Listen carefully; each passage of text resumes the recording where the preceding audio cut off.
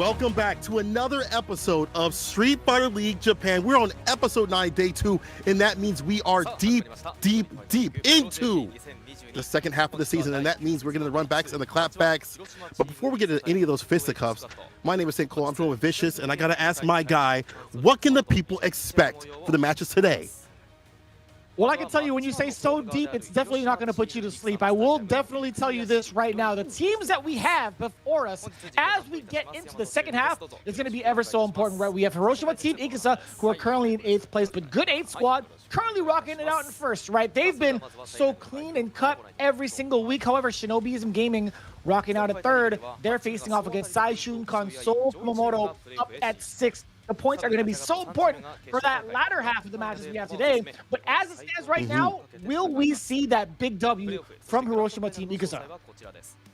I mean, they're going to need it, right? I feel like they need, if my math is correct, 40 points all the way through. But last time they met Good 8 Squad, they were taken down. Those 40 points were taken away. Let's see if they have that good play today. They're going to need every point as possible. All these teams need as many points as possible as we get to the qualification zone. Remember, only 5 teams move on the 3, or they sit in the stands. Those 5 teams will move on to the playoffs and to the finale to see who is the strongest team in Street Fighter League Japan. But not only that, look at the victory of not only gaining the lion's share of that 8 million yen prize pool, and also a chance to take a swing at the EU and US teams at the World Championships.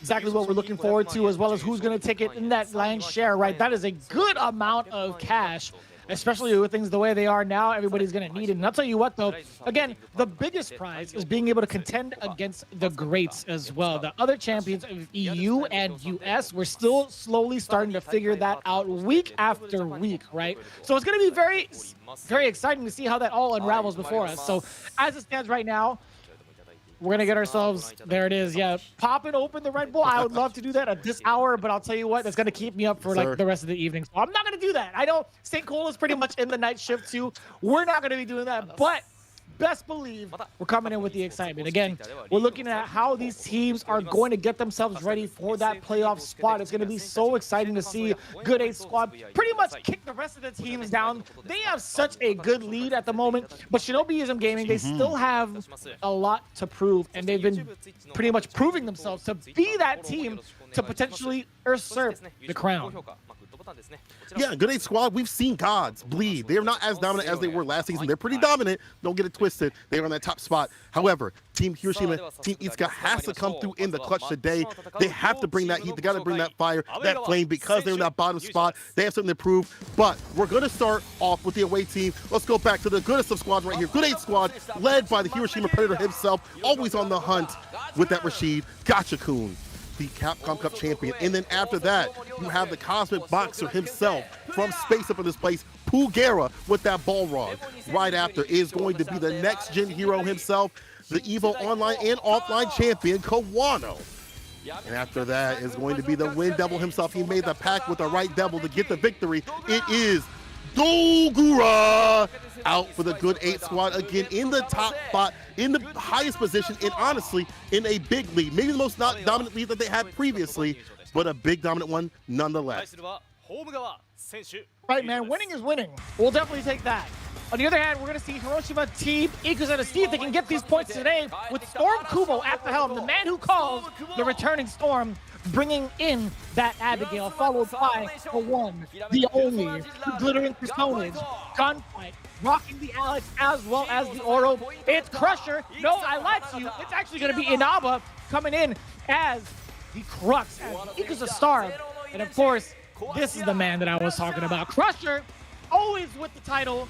Cowards, see ya, rocking the birdie as well. Looking forward to seeing how this team performs. Now, we got to talk a little bit, or we got to see the two commentators talk a little bit about what their picks are going to be looking into the home and away roster. We initially had Kamiko's choice a couple of days ago, right? He had made his initial call-outs to who should go up against who. They did it a little bit early, but I feel like this time around, he had changed it a little bit. Considering the order, it's going to be Dogura at the front, Gachikun as the vanguard, as well as Pugera as the anchor. So you're looking at Bison, aka Dictator, Rashid, aka and Balrog, aka Boxer, for the total bout. Surprisingly, Kawano's on the bench. How do you feel about that? I think that's okay. I mean, that's still a strong team. And this is a team that they rocked previously, and this is how they got their victory last time. I don't think they need to change up too much. The onus is on Itsuka to stop the obstinates.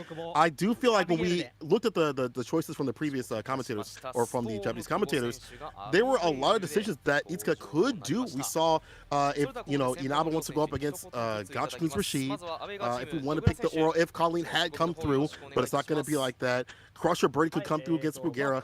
Gunfight Alex against Pugera. I do think that the characters are not going to be winning a lot of these matchups, like on paper, but they do have good things in the matchup. Like, if we talk about, like, we have this Bison player right here, Dogoro. I think one of the Alexes could come through in the clutch. Maybe it's not the best matchup for Alex, but he does have some good stuff. The command grabs could open up this character like Bison, could put him on his back and put him in the corner. And this is a character that's gotten better season after season, and for good reason. Being able to extend with the V skill, being able to be more, I want to say, solidified in the game plan, stable in the game plan, in terms of landing confirms and stuff like that, and getting more reward off the game plan of the command grabs and stuff like that for Alex. I think that character is still a threat, and I think that would be a strong decision against the likes of Dogora. So Alex, put him up. Well, it is going to be never mind. He's going to be going up with Abigail. Now, Hamako actually made this choice on Friday, I believe, and he actually stuck to his guns. He still wrote the route, putting Storm Kubo's Abigail against Dogura's Bison. I think there's a lot to be said with the way that Hamako had made this choice 2 times over 2 days ago. Seeing Storm Kubo the way that he controls the space and how wild he can be, I feel like that's like the pressure. That's the perfect kind of pressuring that you would need against someone like Dogura, who plays it nice and patient. We know that he has a firm understanding of the footsie game. What I want to know is what he's going to do to kind of control the space that Storm Kubo is looking to steal away, right? Kind of like moving that big body towards them, getting within range of the lights and the medium kicks, or not medium kicks, but medium punches more often than not. I want to know exactly what it's going to be in regards to like trying to get away from the big fella while having some of the worst walk speed in the game. Yeah, you're gonna have to use bar for that, right? Like if you're Bison, if you want to advance, you're gonna have to use bar to not be so obvious in your approach. Your dash escape check with the lights. If you come through in the aerial approach, that's a crouch fierce, an anti over the forward fierce from Abigail. So you have to wait for that bar to come through. That patience may not play off. I think you're right in terms of how Storm Kubo wants to play. He likes to rumble in the jungle. We've seen him get a little bit wild, not mild. Dogura himself says, Kubo, Abigail, I'd expected. I haven't fought against him in a while, so I'm wondering how it's going to be like. Storm Kubo says, the best of the bestest out here, and I think that he is one of the bestest out here in terms of the Abigail play. So, again, a matchup that's maybe not so favorable for Abigail. The stylistic choice of Storm Kubo may play sour to how Dogura wants to play himself. We'll see how it plays out. Again, Dogura being one of the top earners in points for the entirety of the league, and also having one of the best win records we could ever ask for. He actually just fell short not too long ago, and I feel like it was in a sudden death battle, if I'm not mistaken. But either way, oh no, actually it was an anchor spot against Momochi's Cody, against Shinobiism Gaming, pretty much in week 8. But as it stands right now, again, Dogura being one of the strongest players that we could really ask for coming in season after season, it still holds true that he is one of the strongest players, no matter what team he's going to be putting on, because he is in fact the Wind Devil. But all statistics aside, one thing that I am looking at right now is Storm Kubo, when he's going to put himself on the board in regards to the points, right? He has all the potential. We've seen how he's performed in numerous CPTs from prior years and also in the league. So not in the league, but I do want to know what it is about Storm Kubo right now that's kind of, I feel like it's holding him back. I feel like there's a lot more that we can see from Storm Kubo. We just haven't seen it yet, and it's got to be like sooner rather than later, because it's already week 9. Yeah, as we talked about, it's harder to stay fine. I mean, the fact that you don't have as many points as possible, and we've seen them drop 40 points continuously. We've seen them drop a lot of points in general. Itsuka has not gotten a W in a bit, and they're long overdue. And same for Storm Kubo, which is also why I feel like he's kind of due for this victory, and I feel like it's good to have him come up first on the deck for this first of two. Like, have him come up. He knows that he needs a W for his team. He knows that he needs to get this win for his team. He's been lacking. He's 0-5 right now, but we see the potential when we saw him fight Fudo, right? He was able to put Fudo on the back foot for quite a bit. It was a really close game with the Alex and Poison play. He had the right deal, just wasn't able to clutch it out, and maybe it's a matter of finding the right character and how he wants to put his style on those characters. We've seen him switch to Dan, to Alex, to Abigail. Maybe it's time to put more time into the Abigail and Alex and roll those characters. Put Dan to the side completely. I mean, we haven't seen the Dan in League. I don't think we've seen him in the CPT. But maybe this is the weeks have gone by enough where he's like, okay, my Alex is ready prepared. My Alex is ready prepared. This is all I'm going to rock with, and I'm going to fight out and get my W finally and get one on the board for my team. Funny enough, we saw Dan like what 3 weekends ago, but it's still like it's a very rare oddity to see a Dan player, but it's even more rare to see Storm Kubo riled up this early already. I feel like we're watching the intro screen. You know how he kind of like looks like he's about to yell at somebody as we get ready for like Street Fighter League every time. It's the exact same facial expression, I promise you. But no, I think you're absolutely right. I think having the jack of all trades kind of thing can be a blessing and a curse, right? Having a multitude of characters is a pretty good deal to cover out some of your options. But what's funny enough, it's like we're kind of reverting back to focusing on your mains, right?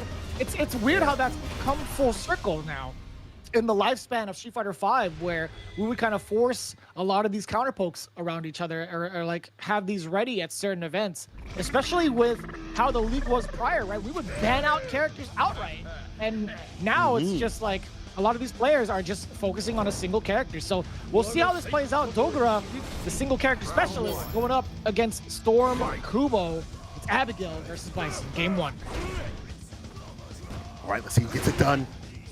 Round start, already getting the Fierce, but no conversion. That's the range that you want to stand at. Like, stand Fierce, stand down for Fierce is a perfect range to deal with this character. And slowly walk into the corner, but again, Abigail with them long limbs. Tries to get a jump in, anti with the crouch Fierce. Easy to do against the drop kick. Yeah, and you see Storm Kubo taking to the skies a lot more often than not because he's anticipating Dogura probably trying to scissor kick in. Now it's Storm Kubo who gets the big confirm first. I do mean a good amount of damage. That's off of 1 bar. That's the one. Yep. He's been jumping. He's been hopping around the whole time. I don't know what it was. He was going for a command grab yet again. A little bit too much. Dogura does have V-bar. Looking for an activation, has to hide it in the right sort of way. Again, the jump in, but catches him on the landing frames. The EX, a hard knockdown. Light puts the EX on him again for the corner position. And the throw, one more touch will get the stun. Actually, one more will get the done. You see the bar at the bottom. He's looking for that activation. He's looking for that sweep off the feet, but that also hides his intentions. Could have been it. Oh my God. She doesn't even have any life to back that up. He went for armor. Oh my God, that's gonna hit. And covering it. Yeah, we talked about that pressure that Storm Kubo presents. We wanted to see what Dogura has in store before he falls under the pressure of that Abigail. And we see the V-shift attempt wasn't enough. Storm Kubo getting the first round. And now again, looking to use the same strategy of taking to the skies a lot more often than not. And he's taking full advantage of Bison not having the best anti-airs anymore, right? You could crouching heavy punch him as much as you can, but Storm Kubo is banking on it. Look, he's just going instant. His grounded approach too is catch him off guard. There's the hell attack. He'll meet him in the skies with the air-to-air right there and the crush off the heavy kick. EX will put him in the corner. Dogura, turn up like volume, getting a lot more aggressive. That's a punish, yes sir, and gets the stun off the scissor kick. One more sequence after this, he can get it done. Watch the blast, keep it meaty, baby. That's frames after that, that's +1. What are you gonna do about it? Woman Devil coming in after you. One more touch, a counter hit, back-to-back medium kicks. Storm Kubo susceptible to the counter hits 2 times over, all tied up now. On the ground, you see how strong Bison can be with the fears and the buffers and the corner push, where Abigail doesn't want to be. Storm Kubo pushes this corner round start, and I like that Dogura's turn up a lot more. We talked about how patient play will not work out against the likes of Storm Kubo. Dogura knows it. Oh, we might have caught him trying to move out of the way. Storm Kubo does get caught in that frame trap. And now Dogura gets to command the pace yet again, dictating how the match should go, as a dictator should.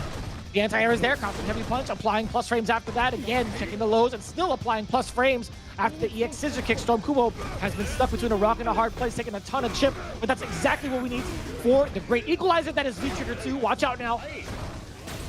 Anti-air, the crouch fierce. He stay on that range to let that land. EX plus frames. Hold this throw, bro. Toss the big man to the corner and getting a W. I like that we see the adjustments of spacing, the minute spacing from Dogra, walking up in that range to get that crouch fierce and make sure it lands, not super afraid of the buttons on the land too as well, and landing his own stand fierces over and over again, making sure to push this character, Abigail, to the corner continuously. The strategy from Dogra is real strong right here, real tight. Storm Kubo is gonna have to find something different. Round 1. It's not going to be via character change, I'll tell you that much, but we're going to see whether or not he takes to the skies still and is going to be stubborn about it. He goes for the run punch immediately, trying to check something from Dogra. That's the opening gambit. But again, that run punch, if spaced incorrectly, could be a big problem. True. Scissor kicks too, well spaced right here from Dogra. And not giving up too much space too as well. He's looking for that crouch fierce. If Storm Kubo goes to the skies, there's the counter hit again, the corner push situation, the tag, but still, the weighted bait, looking for that defensive opportunity. I love that from Dogra. Checking that parry.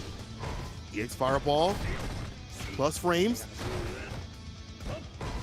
You know what's crazy about this too is that, like, you know, Bison can really take advantage of the fact that, you know, his scissor kicks are negative, but Abigail will be punishing that hard with a light normal majority of the time without meter.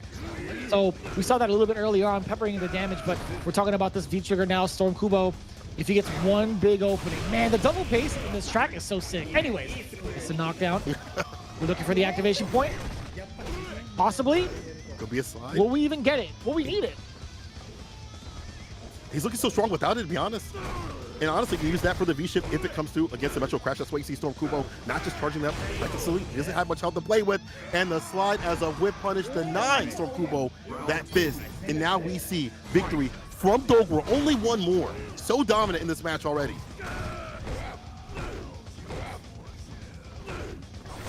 One more round for the Wind Devil himself. We do see that low medium connect. Dash up, what happens? Medium punch still plus. Hell attack to check the airborne approach. He's been so on point with that. Dogra has shown so many different options. The Inferno gets punished. A little bit overzealous on that one. Might have run into the buffer. Trying to catch him with finesse and bless. Storm Kubo blocking. Sweep off the feet. Down forward heavy kick. Now the anti-air. Again, waiting for a super situation possibly. Careful of the bar at the bottom with slide applied. Dogra could get the grip on him with the command grab. Let's go for the normal throw. Pulls up the X option, and that means no super. That's tough. It's a really tall hill to climb, actually, for Storm Kubo. Even with the big fella, gets the jump in. No, sir. Instead, he gets greeted with the Psycho Crusher, the patented trademark move from Bison. And I gotta say, Dogra being very versatile with the anti-air or air-to-air options, which was shown off by, you know, Storm Kubo kind of being stubborn about it too. Like, he's taking to the skies a lot more often than not in regards to that matchup specifically. So Dogra taking full advantage of that. A big sigh of relief as he gets to take a seat on the bench. 2-0 straight from Dogra. I love just the distance that he played at, just walking in that distance where he knows Crouch Fierce is going to reach against Jumpy Heavy Kick. And then when Storm Kubo is just getting denied that approach continuously, there were no more of the jump ins as the round went on. And on the ground, the buffers were great from Dogra. He focused on pushing that character to the corner continuously, where he can enact that strike throw over and over again that blew up the EX options from Abigail. So the strategy of Dogra after that first round took Abigail down, took Storm Kubo down, and I just, again, that pick, I like the idea of Storm Kubo's his presence, his play, but Dogra, when he gets aggressive, he's really hard to stop. Yeah, no, I totally agree with you there. And I think, you know, Dogra's already experienced that kind of pressure before, hence his, you know, pre-game interview. He hasn't faced off against Storm Kubo's Abigail in a long time. Damn, I'm starting to like put the names together, like Itagale, Itabashi. Now it's like Kubagale, right? But yeah, so Dogra's definitely had experience against Storm Kubo before and the kind of pressure that he has. So taking a look at the stats alone, we could see how much of a problem it was. More so on the side of Storm Kubo, right? Not being able to anti-air against Bison 0-2 and not being able to stop the grab the grab pressure, really. 4 out of 9 tech successfully, not that bad of a deal, but it leads to a decent amount of like damage that racks up, and also just the push away, especially in the corner too. So that's a lot to be said. 9 out of 13 though, 69% from the side of Dogura. Very, very versatile, right? He's had so many different options, which is a good number too, because of the fact that Bison is not the best with anti-airs, right? The fact that he has a 69% anti-air success rate tells you a lot about Dogura's persistence on both the ground game and the air game, being able to catch and keep up with both. Very impressive from Dogura. Yeah, he did a fantastic job denying that approach, and now we'll see he's going to come through against the likes of that Rashid player, of that Capcom Cup champion, Gachikun. Ah, man, for who would go up, I'd like to see gunfight for that last match. However, you know, the previous commentators had talked about possibly, you know, gunfight going up against Bulgaria. So for Gachikun, Inaba might be the choice, might be the play. Inaba might be, I feel like, a good enough choice because I think Bison does really well against Rashid. I feel like it's gotten even more even after these seasons have happened because of the HDP off the table, and the fact that Inaba is such a lab master. He is such a lab rat. He has these great minute situations just locked down. He can go toe-to-toe with somebody like Gachikun who does the same thing. So I'd like to see these two fight. I'd like to see Inaba go up. It looks like the camera is focusing on him to possibly try to get that win. Yeah, it does seem like it, right? He has his pregame interview. He mentioned, you know, Gachikun being his target. I think he's done a lot of prep work specifically for this matchup at hand. And taking a look at how it played off before, right? You were talking about Inaba possibly facing off against Bulgaria, right? That had happened in the matchup prior, their initial meetup, right? That didn't go out in the way Inaba had planned, right? He actually fell short 1-3, but specifically against this matchup against Gachikun's Rashid, I think there's a lot to be said in regards to what Inaba needs to do and what he needs to look forward to in regards to like this matchup specifically. Gachikun has done such a great job, like game after game, adapting to the situations at hand and presenting himself with the appropriate normals too. Like, he's so hard to whiff punish, and it's so hard also to predict what he's gonna do on wake up, even not having a reliable EXDP anymore. So we're going to see what Inaba has up his sleeve to keep the Hiroshima Predator contained.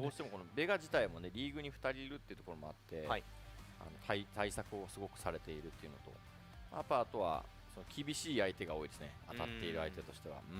As it stands right now, again, we were talking about the stats from Inaba. 今回はまたラシード戦なんでね。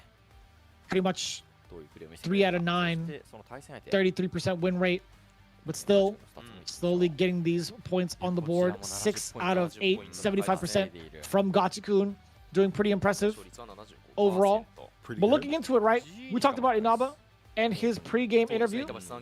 He knew he was going to fight against Rashid, so he's been practicing it. You know, we've talked about that before. He actually had practice with Moke.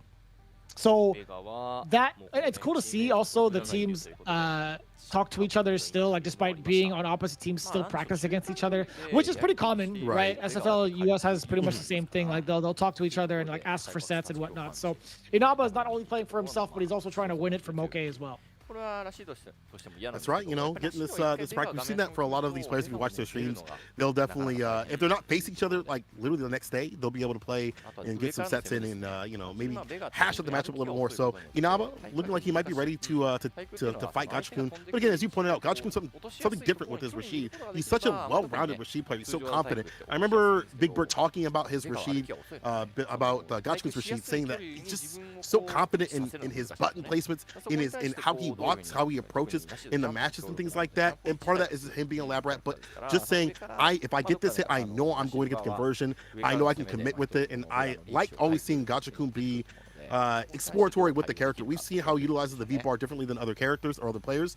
He'll use V-reverse a lot more, V-shift a lot more than other Rashid players. And I think we have to do that to be more solid up in this season. And Rashid still a fantastic threat. Even against a character like Bison, who is still really good, the aerial approach is going to be difficult to deal with. You have to worry about the dive kicks. You have to worry about the jump ins and things like that. If he puts you in the corner, it's going to be real bad for someone like Bison, who doesn't have a reversal. He's got the 3-frame. He's got the V-reversal, but we've seen that get blown up time and time again with the throws. However, again, Inaba is a lab rat himself. He knows these situations. He knows what happens. If you put me in the corner, maybe he'll do EX Inferno. Maybe he'll do like delayed hell attack. He'll something up his sleeve against Gachikun, but he needs as many points as possible. Again, this team is bleeding so much. They're at the bottom rung. They're at 55 points, and they need as many as possible. Let's see if Inaba can do it for his team and start that momentum necessary for the victory. Yeah, and it's one of those moments for Good 8 squad. Like, they're currently sitting at 250 points. They're just an earshot away of actually tying up to whoever's in second place right now. Taking a look at it, it's Goyo Ojibwadisar, who has 230. So it's not just a matter of preventing points anymore. I think they need to, like, broaden their lead just a little bit. They're looking to do so right now against Team Ixa, specifically against Inaba. I love the fact that he's utilizing V-Skill 1. We'll definitely take that for any of the fireballs too. And maybe the jump in. We just saw it as an anti-air attack. And again, that's something you have to lab out because a lot of jump ins can't hit at a range where it will blow up that V skill. So again, Inaba, a lab rat, coming through with the anti-air and building some of that V bar in that sequence. You see Gachikun saying, I have to be more grounded. Never mind. He's fine with that neutral jump to blow up the down four Piers. Here's Inaba with the knockdown. For a button, Inaba was trying to get a frame trap against Gachikun, but not today. Does get the spinning mixer, now applying that pressure. No, sir. Inaba actually finds himself out pretty easily. Applies the bomb. Forward throw, that's going to be more than enough. Nice work from Inaba. Not getting pressured in the corner as much. A little bit of a thinking face going on from Gachikun. That man used V skill 1 to anti-air me. Now the crouch fears. Look at the aerial approach. So good here by Inaba. Finding answers where Bison didn't have many. And now steady on the ground. Gets the EX and puts him in the corner with the blast too as well, delaying some of these normals. Oh, he was looking for the activation, but committed to that option. Now Gachikun with the punch and the eagle spike for the Oki and the throw. Coast to coast to make him give up the ghost. Activation off the slide. Still trying to check the movement. Gachikun is sitting still for that one. No, gets shut down by the Psycho Axe. Trying to take off airborne, I think. A slam down. Psycho Axe again, backdashing away to safety. Gachikun is slowly and meticulously trying to find an opening or at least into V-trigger, which he does off of V-skill. Inaba, he's just chilling for now. Slide out of there. I love the maneuverability. We just wanted to reset back to mid-screen. Gets a counter hit. Psycho Crusher. One more hit will do it. Look at this lead. He's keeping it well too as well and not giving too much space. Looking for one hit, one confirm. Oh my god. Nice neutral jump, calling the down four Fierce. I went to that well too often. Activate. And the super. More than enough damage for the critical art. Very expensive round for the Capcom Cup champion, but more than enough to get him to the next round. And now Inaba sitting on nearly 2.5. Just about, maybe like a little bit over a third of that last bar, but still, we're gonna see whether or not he uses it as an opening. Right now, he's just slowly, meticulously closing his way, or at least trying to maintain this space, right? What is this space, Nicola? Is that like in preparation for a Fierce? Oh, or preparation for a Scissor Kick? Definitely waiting for a Fierce. Oh, well, I mean, it is waiting for the Fierce to come through from Gachikun, and somebody's jumping too. He sees at that range where he can go for the anti-air with the crouch Fierce or the parry if he's wary, but he has to stop coming to the down four Fierce. The V-shift doesn't get a punish. Gachikun too far out. These down four Fierces, I think, are blowing up Inaba. If he cuts us off the table for a bit, he might be able to stay solid. He's already in the lead right here. The X Blast, see him dashing in to knock him into that fireball. Surprised that actually worked out against Gachikun because he had V-skilled past the Psycho Blast, but still within range, I get it. The EX scissors, knock him down, checking the movement, and there was a ton of movement, a lot of impatience from the side of Gachikun. Back to back, he got caught low with the crouching light kick, right?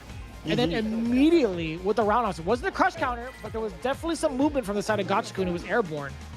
And that was gonna be more than enough. Inaba, all right, he's 100% ready. He's already in tune with what Gachikun wants to do on defense. And this is exactly that was the question we posed earlier. It's like, what is he going to do against the man who adapts to almost everything?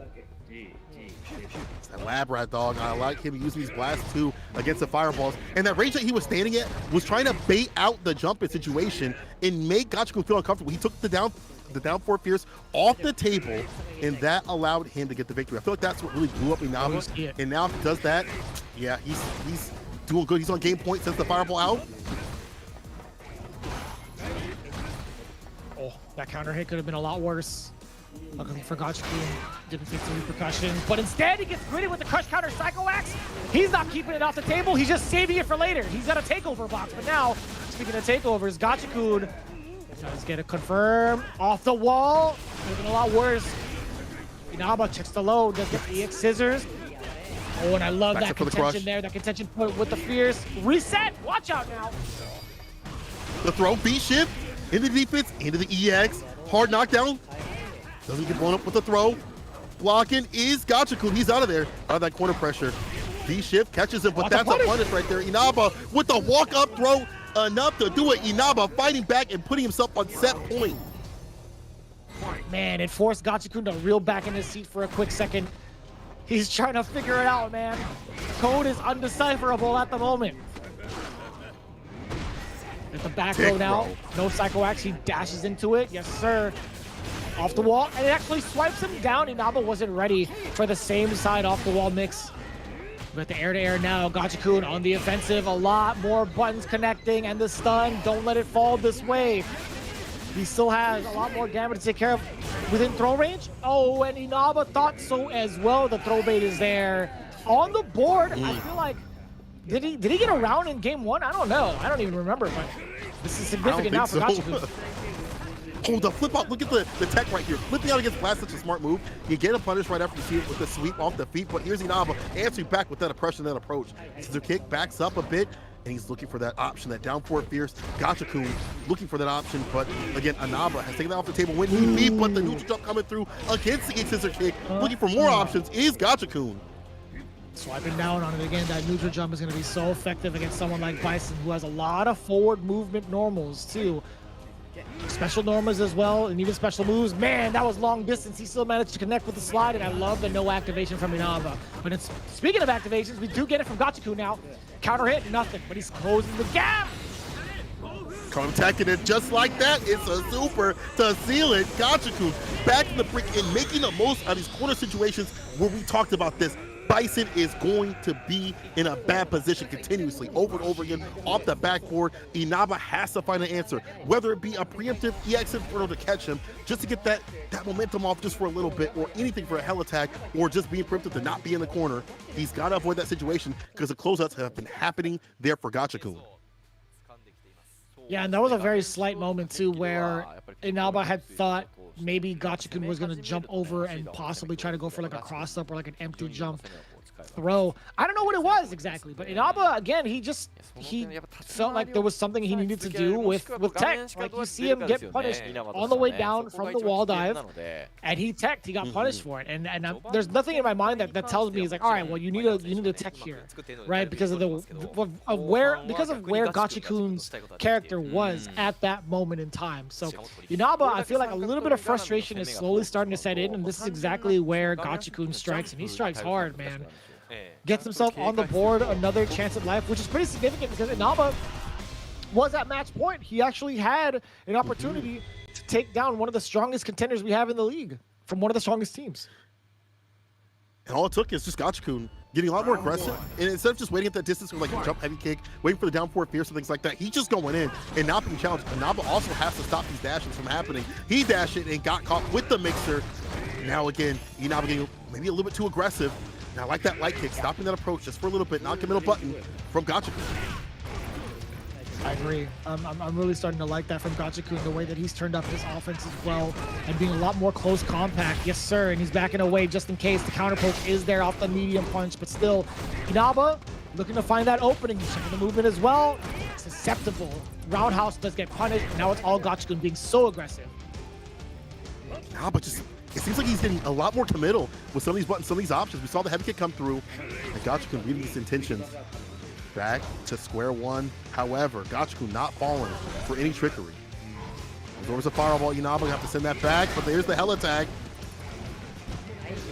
Inferno. Hold this throw. Ooh, that could have been a big punish. Either way, does get the crush counter off the slide, punishing the V-shift, also punishing the V-reversal. Inaba 1000% ready for it.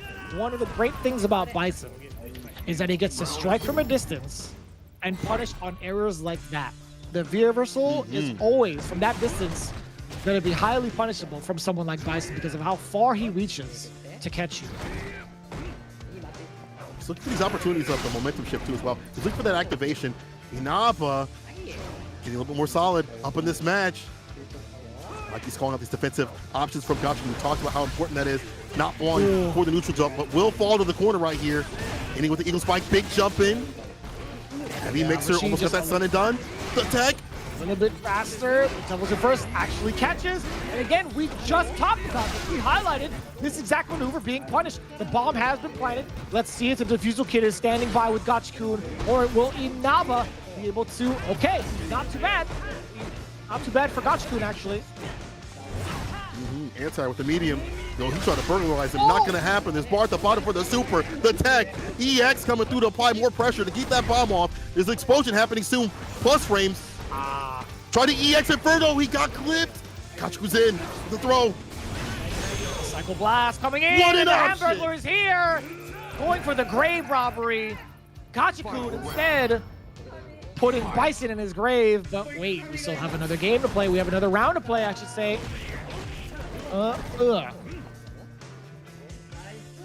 Backing away, looking for that down 4 fierce, looking for like a whip punish. There it is, but just too far out. On block right there is Inaba. Walking himself out of that corner. Intimidating. These buttons hit, they're going to hurt. 4 fierce, looking for down 4 fierce. Come at him. He asked for it, and guess what? He received. I will say Gotcha-kun again, such an offensive threat either way. And look, when he turns it on, it's such a problem. We see the counter hit, back roll do it, and he's looking for it. Inaba just ducking out of time, actually. That was so smart. He ducked right out of the hitbox of the jump fears. Now it's gonna be all Inaba. Standing light kick afterwards, pressure after the Psycho Axe. Watch out for the blast, watch out for off the wall. Ooh, okay, Gotcha-kun back to mid-screen where he's trying to edge to it, yep. We're looking for the activation point potentially. Oh my He's God. gonna come. He's got highest intentions. Remember, you want to get punished. EX off. The EX blast is still there. Look down for fierce, but he's right there in front of his face like he needs to. Inaba with the meaty no vegan off that medium, taking it for his team. That was such a scramble towards the end. Gotcha-kun couldn't figure out what defensive option to take, and Inaba said, you know what? The mind's a little heavy. Why don't you go ahead and take a seat, take a rest? Inaba taking it down. 10 points on the board for Hiroshima Team Ikuza. Exactly what we wanted to see because, again, they needed these points, man.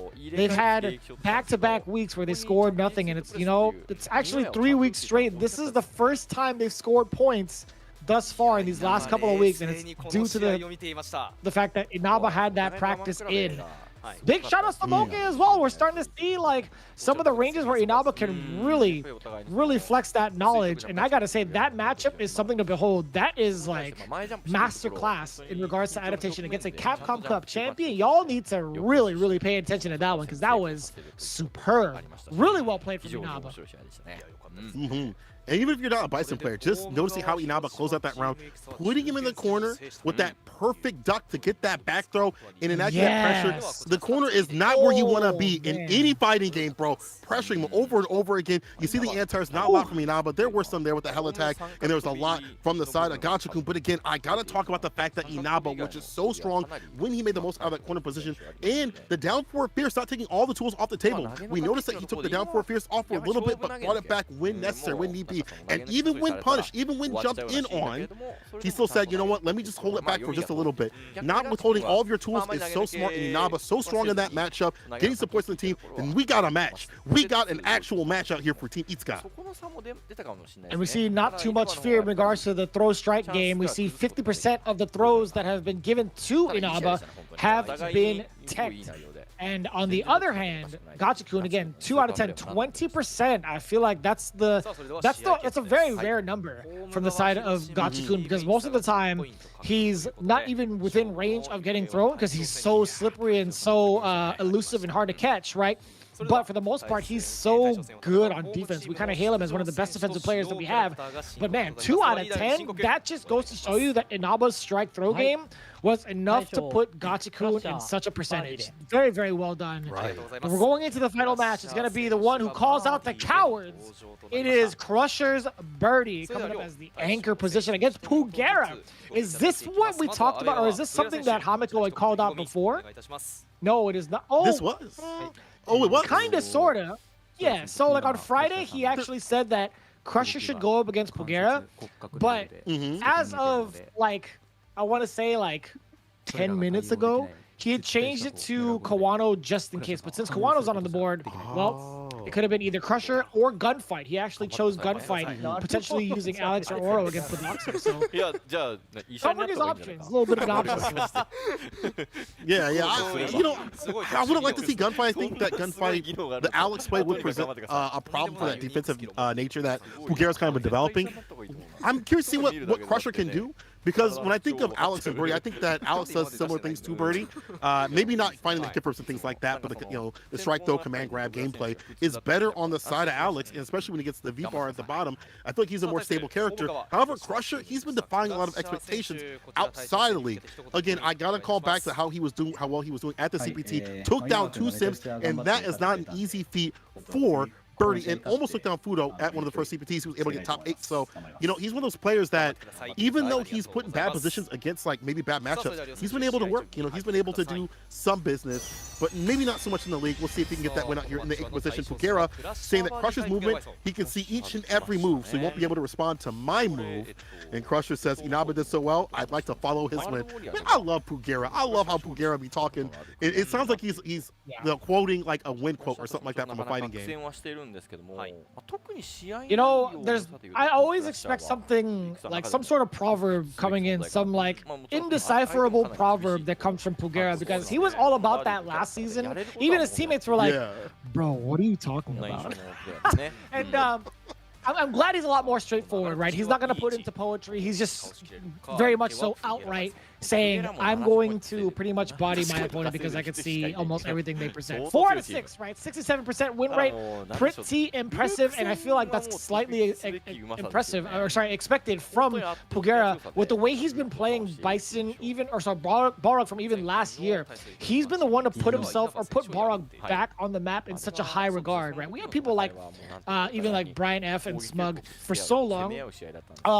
But I feel like Pugera has truly taken the helm as the boxer main as of last year, especially with the way he performed since Intel World Open. Everybody was like, yo, have you guys... He was like, what everybody was talking about. He's like, yo, have you seen Pugera's Balrog lately? He's been tapping the hell out of people. Yo, he's actually using V-Skill 2. He's the reason why V-Skill 2 got nerfed, I feel like. Capcom was like, we gotta stop this, dog. And it's still really good if you have EX bar. It's still back to its original phase where it's plus. It is -2 now, but it's still strong. This character's still strong, and Pugera has shown his strength through the league. Even recently, we've seen his defense get better and better. If he's able to read the movement and movement of Crusher, if he's able to put him in the corner, he can't put this character down because Birdie suffers in there. However, it can be the reverse. If Crusher puts him in the corner, he's got to worry about the command grabs, the heavy kicks to do it. Let's see who's going to get that victory. Team Itsuka versus Good 8 Squad anchor match.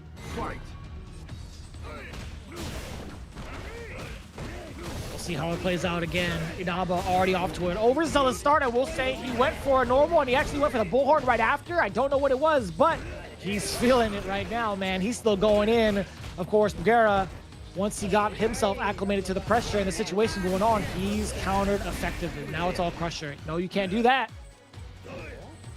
Universal gets some distance. Now you have to worry about a confirm off a crouching union kick or Fierce to find the follow-up with the chains. You see Pugera getting a little bit more defensive, walking and blocking as much as possible, holding down back whenever he can to not get open up the dash punch coming through, not spending any EX bar at all. I love that from Pugera. There it is. Oh, you asked for it. Thankola, you literally asked for it, and Pugera delivered. Again, he could see every move. He could also hear the broadcast, apparently. But I will say, again, his utilization of dash punches has been so on point up until this. Okay, yeah, Crusher taking full advantage of that. Does land an overhead, but now it's slowly starting to walk up towards Pugera. How do you close the gap on this man without taking too much damage? B reversal. It's a distance with it. The Gray Life EX connects the EX dash punch again. Getting Pugera now his win, and just he's hiding that intention because he's been able to utilize the dash punch and hide that EX every so often. So smart with it, but here's the buffer and the bubble yum for some fun. Plus frames. Call from the corner, but what a challenge for Pugera. Get some distance, but not enough to get out of the corner.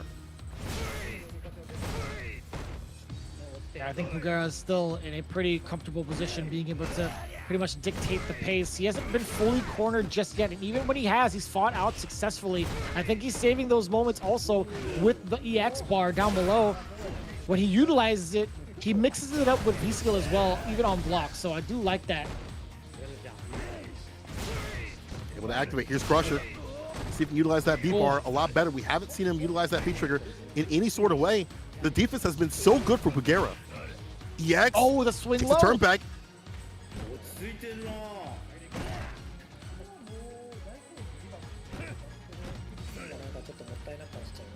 Crusher's knocking on that door.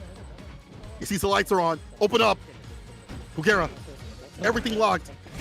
Blocking everything. Crusher gonna kick two as well. I see the car on the driveway. Open up. I know your lights are on. No sort of invasion here. Pugera, he's keeping tight and secure. Yes, sir. Again, he's been utilizing his meter very, very well, right? He's not trying to use it as an opener most of the time, I feel like, or at least in that round. He's used it as like a... actually, no, I'm lying. He's using it as an opener. But it's so ambiguous, right? Like, it's hard to tell exactly when Pugera... I feel like it's almost defensive, if anything. Like, it's more like defensive dash punches more so than an offensive one, because he's trying to keep Crusher away, right? He's trying to keep him like sort of guessing while moving backwards. So it's very hard to even call it that way, but that's what it looks like. And if he moves back, he's looking for the anti-airs too as well. He's back at that range where the upper is going to land. So he's in that perfect position. Also where that -4 isn't going to get him in trouble. Pugera knows where to stand. It's his own movement that Crusher has to worry about. Fist to face, gets that crush and another one off the heavy kick. He's that KKB for the quarter push. Oh, he tried to be a little bit extra. That was a very heavy looking dash punch, trying to get it meaty as possible, but Crusher is still trying to find his way out of the corner after that instance. Pugera not gonna let him out for free. You see him bulldogging, or at least being very bullish about it. You already know it. Getting the head nod as well as soon as the hits land. Pugera looking awfully confident going into game 2. Round 2 specifically. And again, at that range where he can deal with the buttons of Bert, we've seen him deal with the fierce like that. I love the comfortability and the dash punch in against the overhead. And these trades still feel like they're in favor of Pugera. He's got the lead. He's keeping the space that he wants to be at. Crusher has to invade. He's got to find a way in. I'd like to get those strike, those command grabs going. Oh, he's able to anti-air, but here's the EX, the activation. Make the most of this Crusher. Jumping on the medium. We're going to see a command grab? No, we're not. We're actually going to see a let go there from Crusher. I don't know what he could be expecting. Pugera finding his moments. No bullhead here. Or bullhorn, excuse me. Ooh, there it is. Crusher. Very, very fortunate for Crusher for sure. Very desperate. He made the most out of that corner situation, as much as he could at least. You know, he did get pieced up for a bit, but I like that Crusher is starting to acclimate a little bit better. He does have to put the command grabs on the table. He's got to put that fear into the body of Crusher. You have to worry about these grips to do it. But Pugera putting it back in the corner, round start, closer and closer. Crusher is fighting out with these lights, buffering, trying to get a hit against a dash punch. But so ambiguous in how Pugera wants to move. And that bullhead's going to be so hard to even contest. Even though it's -5, it's just spaced so correctly from the side of Crusher over and over again. It's just been so tough to manage. Pugera not phased by it in the slightest. Oh, walking back to block that. Doesn't even want to be within like command grab range. Very, very smart. I like that. Like, he's staying at this, that mid-range gameplay. Run like the fierce range where it's fantastic, where you're not dealing with that command grab. You're not dealing with any throws at all. But off that light, corner push. This is where Birdie can really work. B shifts up in the corner. No break, though. Doesn't want to be close and personal. Man, he walked up forever and a day with that roundhouse. Sorry, the overhead coming in. And now just get the command grab. The backdash call out from Pugera. He's told you this before. I can see each and every move. You won't be able to respond to me, though. Oh, man, I can see the future. I can see the frames. And right now, I can see Pugera's victory if Crusher doesn't do the most out here in terms of utilizing the V-bar, utilizing the V-trigger, and utilizing those command grabs that Birdie has. If you put Pugera in the corner, you really have to work him. But it's easier said than done. We look at how he's progressed in terms of defense and how he rotates V-shift, backdash, reversal jab, delay jab, things like that. And how he even backs up for the upper, for the anti right there, even before he gets in the corner situation. Pugera's defense is something to behold. It's hard for Crusher to get through. This is game point for the Cosmic Boxer. Oh. Pugera still maintaining his positioning, right? He's always stayed at this exact pace, this exact spacing against Crusher, getting a couple of counter pokes, still within range of the dash punch. Crusher has not successfully been able to bulldog Balrog to the corner. And Pugera, again, is doing an amazing job of keeping himself ambiguous to what what he wants to do, because Crusher, again, he hasn't been able to, okay, wait. This may change everything. Okay, as soon as I was talking about it, he finally corners Pugera, but what can he do of it? There's the anti-air. Again, the upper. It's not much. It's not looking like much vicious as the quarter push comes from the KKP extension. The B-trigger on the deck too as well. He's got the bar at the bottom for the super. He doesn't even need to get the kill. This hit will. This sequence will. And Pugera goes in this last round with a full stick of butter. Oh man, best believe he's gonna be cooking it up, right? He's gonna use that low-fat butter. He's gonna keep it clean. He's got himself ready for breakfast, maybe even dinner, considering it is evening time in Japan. He's definitely gonna get the stove hot and ready because he's been playing on fire thus far with 2 games. The Crusher now, okay, finally getting that corner. We talked about it earlier. The dash swing low, still not checking his feet. V-shift, get him out of there. Anti with the medium, nice and easy. Trying to get the side switch, not gonna happen. EX and the bubble yum to just lock down the neutral a little bit to trade. That's not bad for Crusher. He's pushing Pugera in the corner. Now again, make the most of the V reversal situation. It's so hard because again, Pugera either saves up that bar for the push off the EX, or now you see the V reversal. Crusher has to call those out, get close enough to make it count. The overhead finds the mark again. Crusher has been really going to that option a couple of times over. Pugera hasn't really made him face the consequences despite it being punishable. Ooh, speaking of punishable, I like that on the board. Finally, Crusher does get a round with the extension of that V-trigger. Not the first round, but still a round nonetheless. Already off to a great start. The big buffer going past the bubblegum. He's not about it. Oh, Pugera now applying that pressure. Out of there with the EX and just dominating that space with that B skill, helping out and to stop, Pugera with these forward momentum movements, either with the specials or the normals. Here's the throw though. Rush punch. He's in again. Too far out in the distance. Again, well spaced up at this place. Hiding his intentions with the EX dash punch. But now Crusher, not so afraid. Overhead's coming through. Trying to equalize. There's an activation point off the dash punch. Pugera. There he is. Tries to find, or he does find the anti-air against Crusher. And using the armor, that could have been more than enough, and he still gets it out of the scramble. Crusher gets thrown to oblivion. It is 3 games straight for Pugera, calling him out even before the match started. I can see your every move. Every move dictated, calculated, done by Pugera as he gets the win in the end against Crusher. Man, oh man, it's again the defense that Pugera has. That defense saves the day. Defensive diligence out here, saving the day. The backdash, the V shifts, alternating his options, standing in that range to get the right anti with the upper, and hiding his intentions with the dash punch with the EX. Utilizing that resource so smartly is what led to victory. I feel like all those things together made it so hard for Crusher to route things back. There were some good moments from Crusher, but not enough to do it. Not enough of the V trigger, not enough of the command grabs. They weren't even happening because he was pushed back too far, and Pugera just not even close enough to even let that happen to him. So good stuff for Pugera to get that W and Crusher, man. He's got to be feeling after that. Yeah, it was really impressive. Like, you see the kind of spacing that Pugera had maintained the entirety of that match, which you'll obviously see in the replay. That was like the big significant detail that we've highlighted over and over again. There's just something about that distance where Pugera was able to control so much of what Crusher wanted to do before he even got to do it. And we talk about the strike throw game a lot. Birdie being one of the grapplers that could utilize it very well, having a command grab, not being able to tech out of that. He wasn't even able to go to that strategy as often, right? One of the biggest weaknesses that I did see from Pugera is not being able to like punish in overheads, which is why Crusher kind of went for it time and time again. But Pugera, again, there were so many other things that he was like worried about or looking for that he didn't even bother trying to like punish certain overheads. I think he was like maybe out of range. He had maybe normals that wouldn't have been able to stuff it out despite it being -7. But like even other than that, I think the biggest defensive tool he had was maintaining his space against Crusher, and it's been so effective. Again, 3 games straight. That's right. Throughout that Sadie Fierce range was perfect where you needed to play at. And again, resource management, and even the V bar utilized too as well. For V reversal, knowing when to go to V trigger for the corner carry to make things real scary for the likes of Crusher. To pressure a character that really doesn't have that many wake up options that don't get blown up by throw. In fact, all of them get blown up by throw. We saw it time and time again to set up shop for crush counters and things like that from Pugera.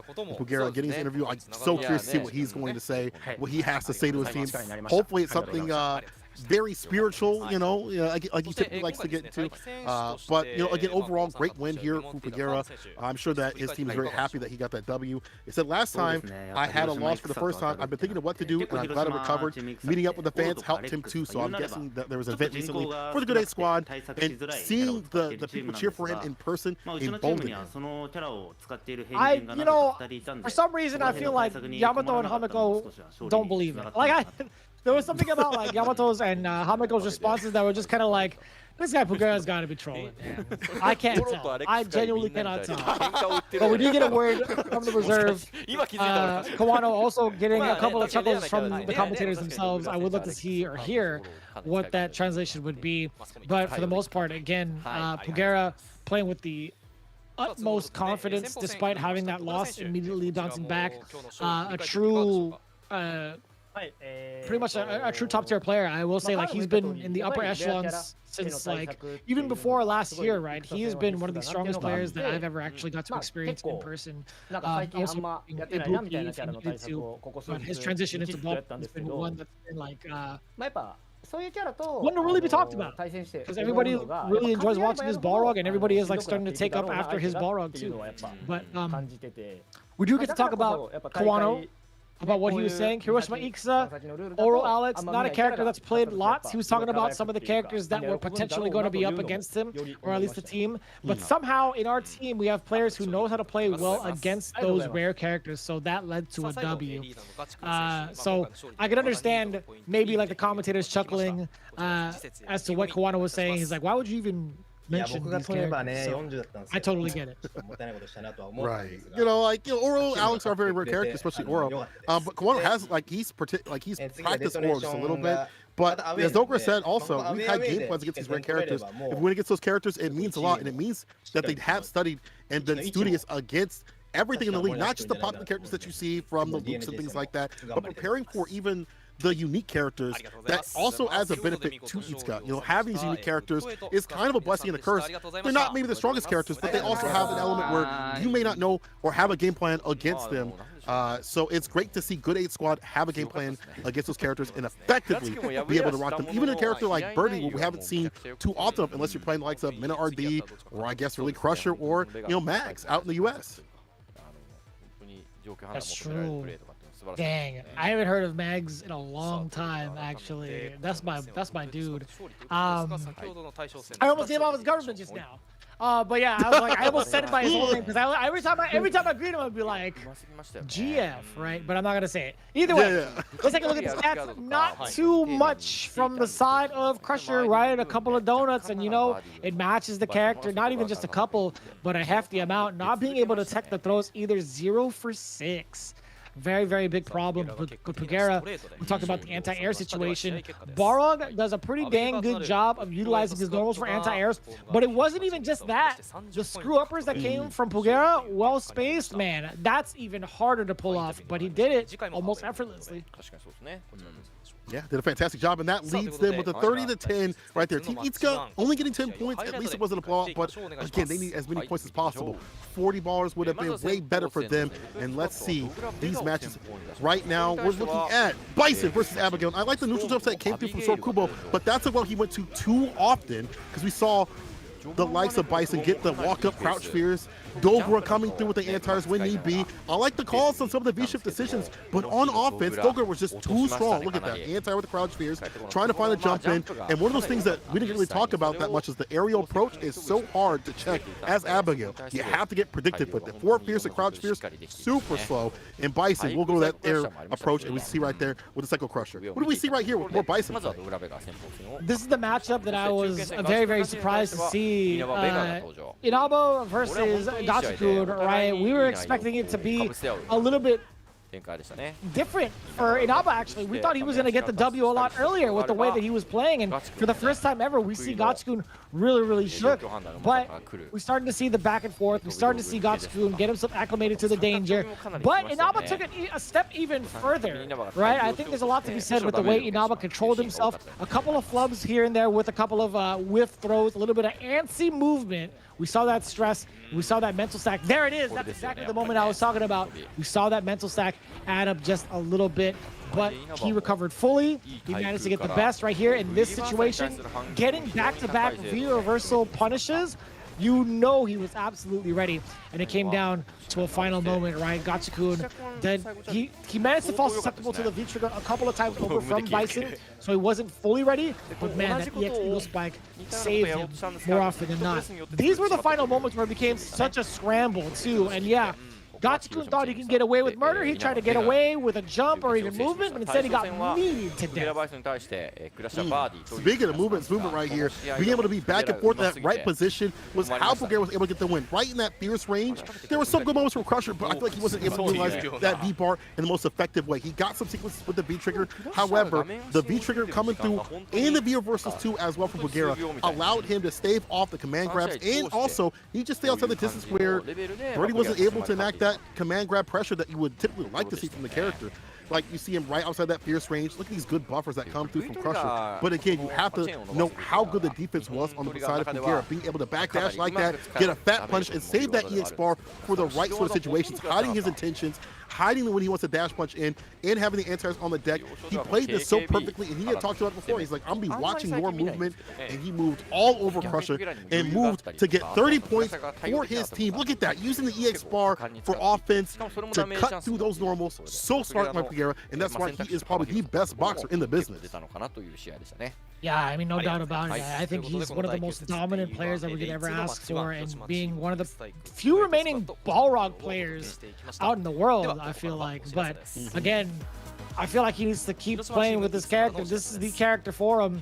And we just see Hiroshima, Team Ikuza. They did fall short just a little bit, but it's still, there's still plenty of time to actually pick up some of their merch. I actually want to get one of these shirts for myself. I saw Gunfight rocking out his purple one earlier on Twitter, and I'm like, yo, this actually looks pretty fire.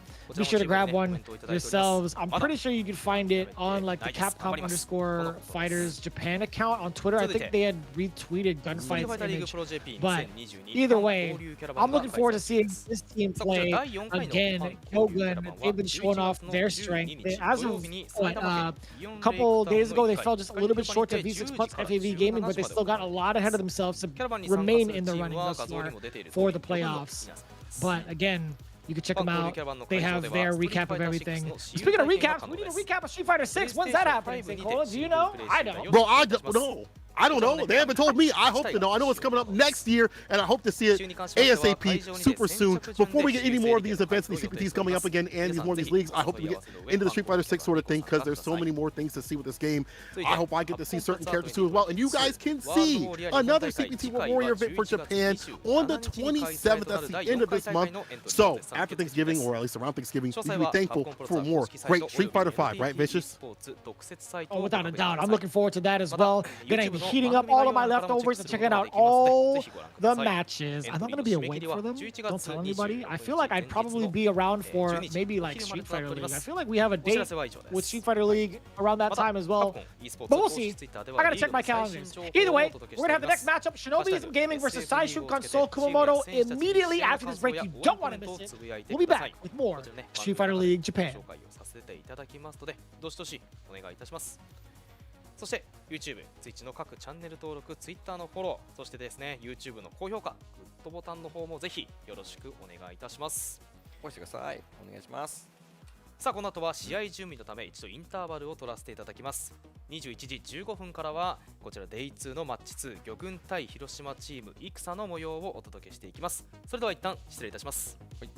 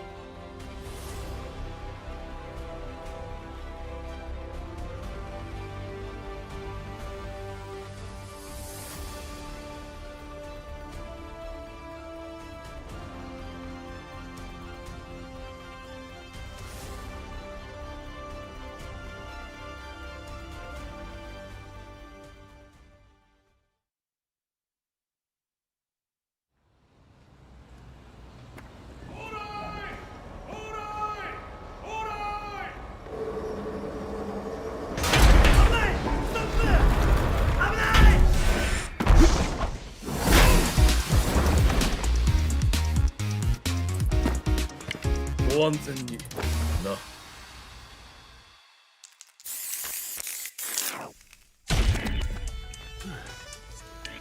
お、新入りかな。うん、いい顔に撮れてるじゃないか。改めて担当教官のルークだ。よろしくな。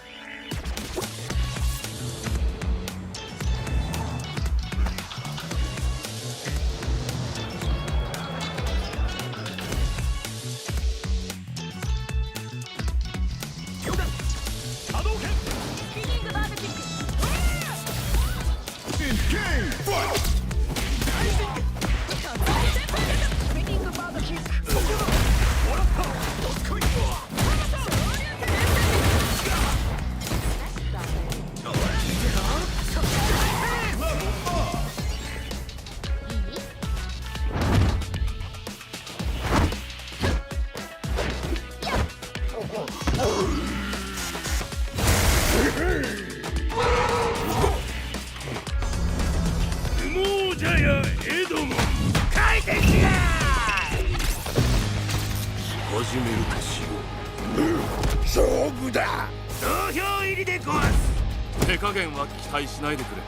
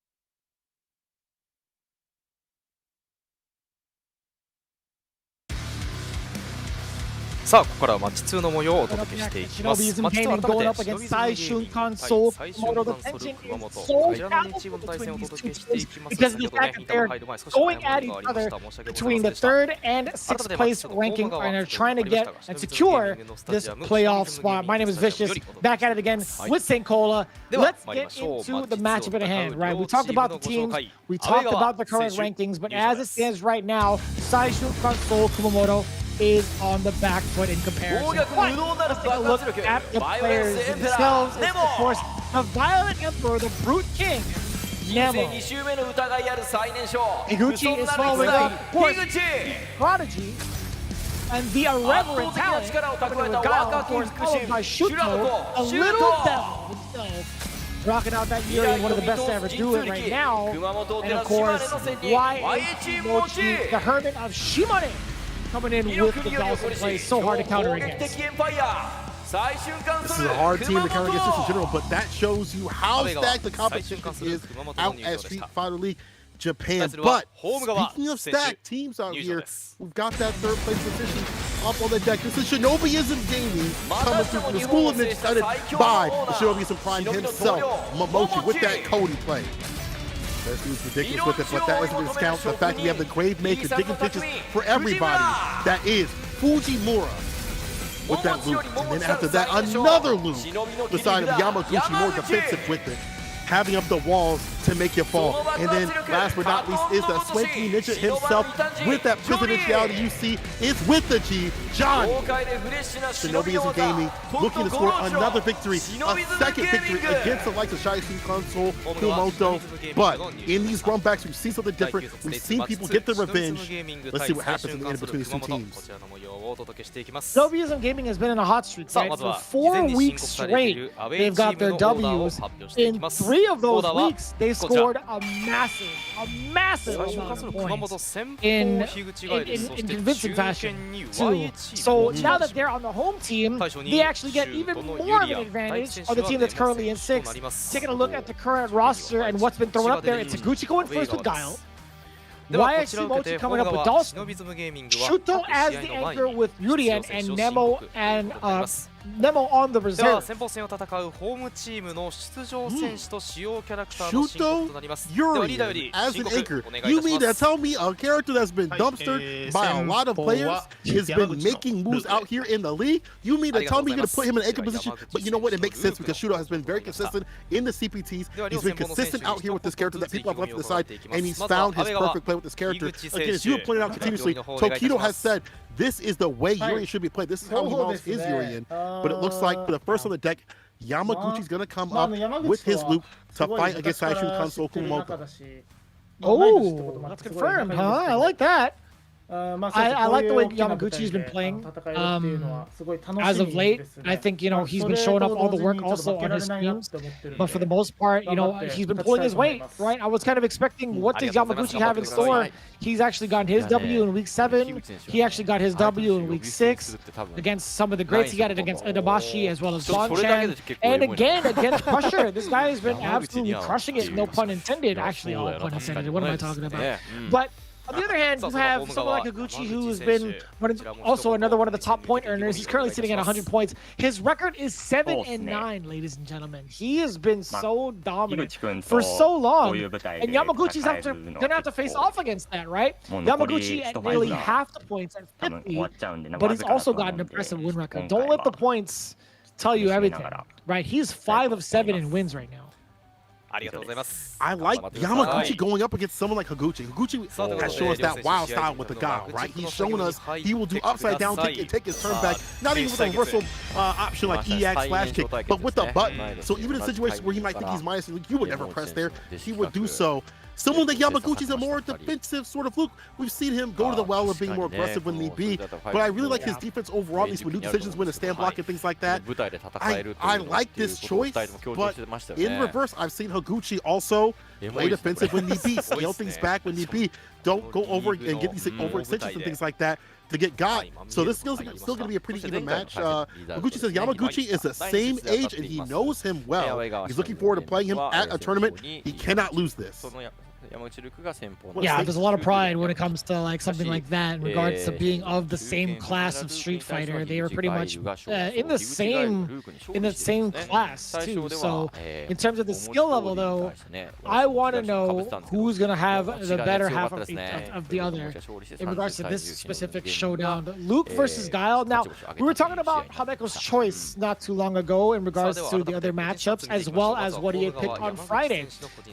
Not a lot of people on his list that can take up Higuchi, right? He had initially chosen Momochi, the leader of Shinobiism Gaming, as the prime candidate to face off against someone like Higuchi, whereas Yamaguchi would be the one to face off against either Nemo or Shuto. So Yamaguchi not being intended for the anchor match has got to be a pretty significant deal. They're putting up Yamaguchi first, and it just leaves me questioning who's going to be the one to fill in the gaps for later. Because as it stands right now, Higuchi is also one of the top dogs to beat. But luckily for Shinobiism Gaming, not to slight him by any means, Higuchi again having one of the best win records, him being up front for 10 points, not too bad of a risk.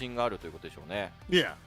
You use him to get the momentum and carry through the rest of the team. And Higuchi kind of has that. He sets that pace. Like he sets that. Okay, if he's playing this aggressive, he's playing this confident, I can get the victory. However, I don't want to prophesize anyone's demise because Yamaguchi could take it.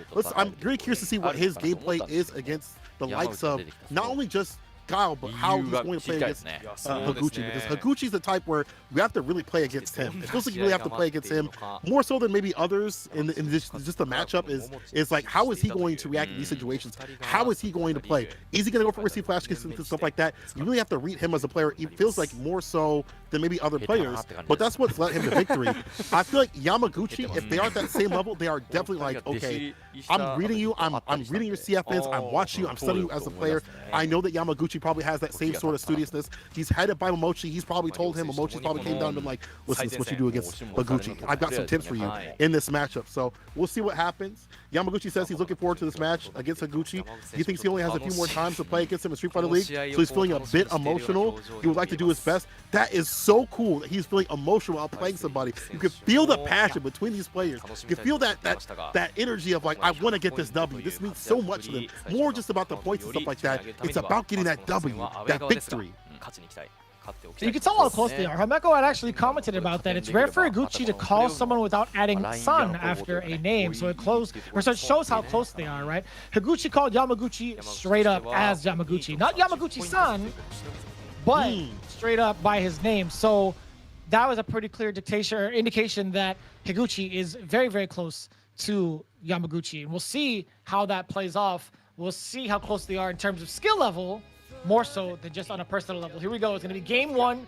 Luke, piloted by Yamaguchi, part of Shinobiism Gaming, versus Guile from Higuchi from Sai Shunkan Seoul Kumamoto. It's 3rd versus 6th.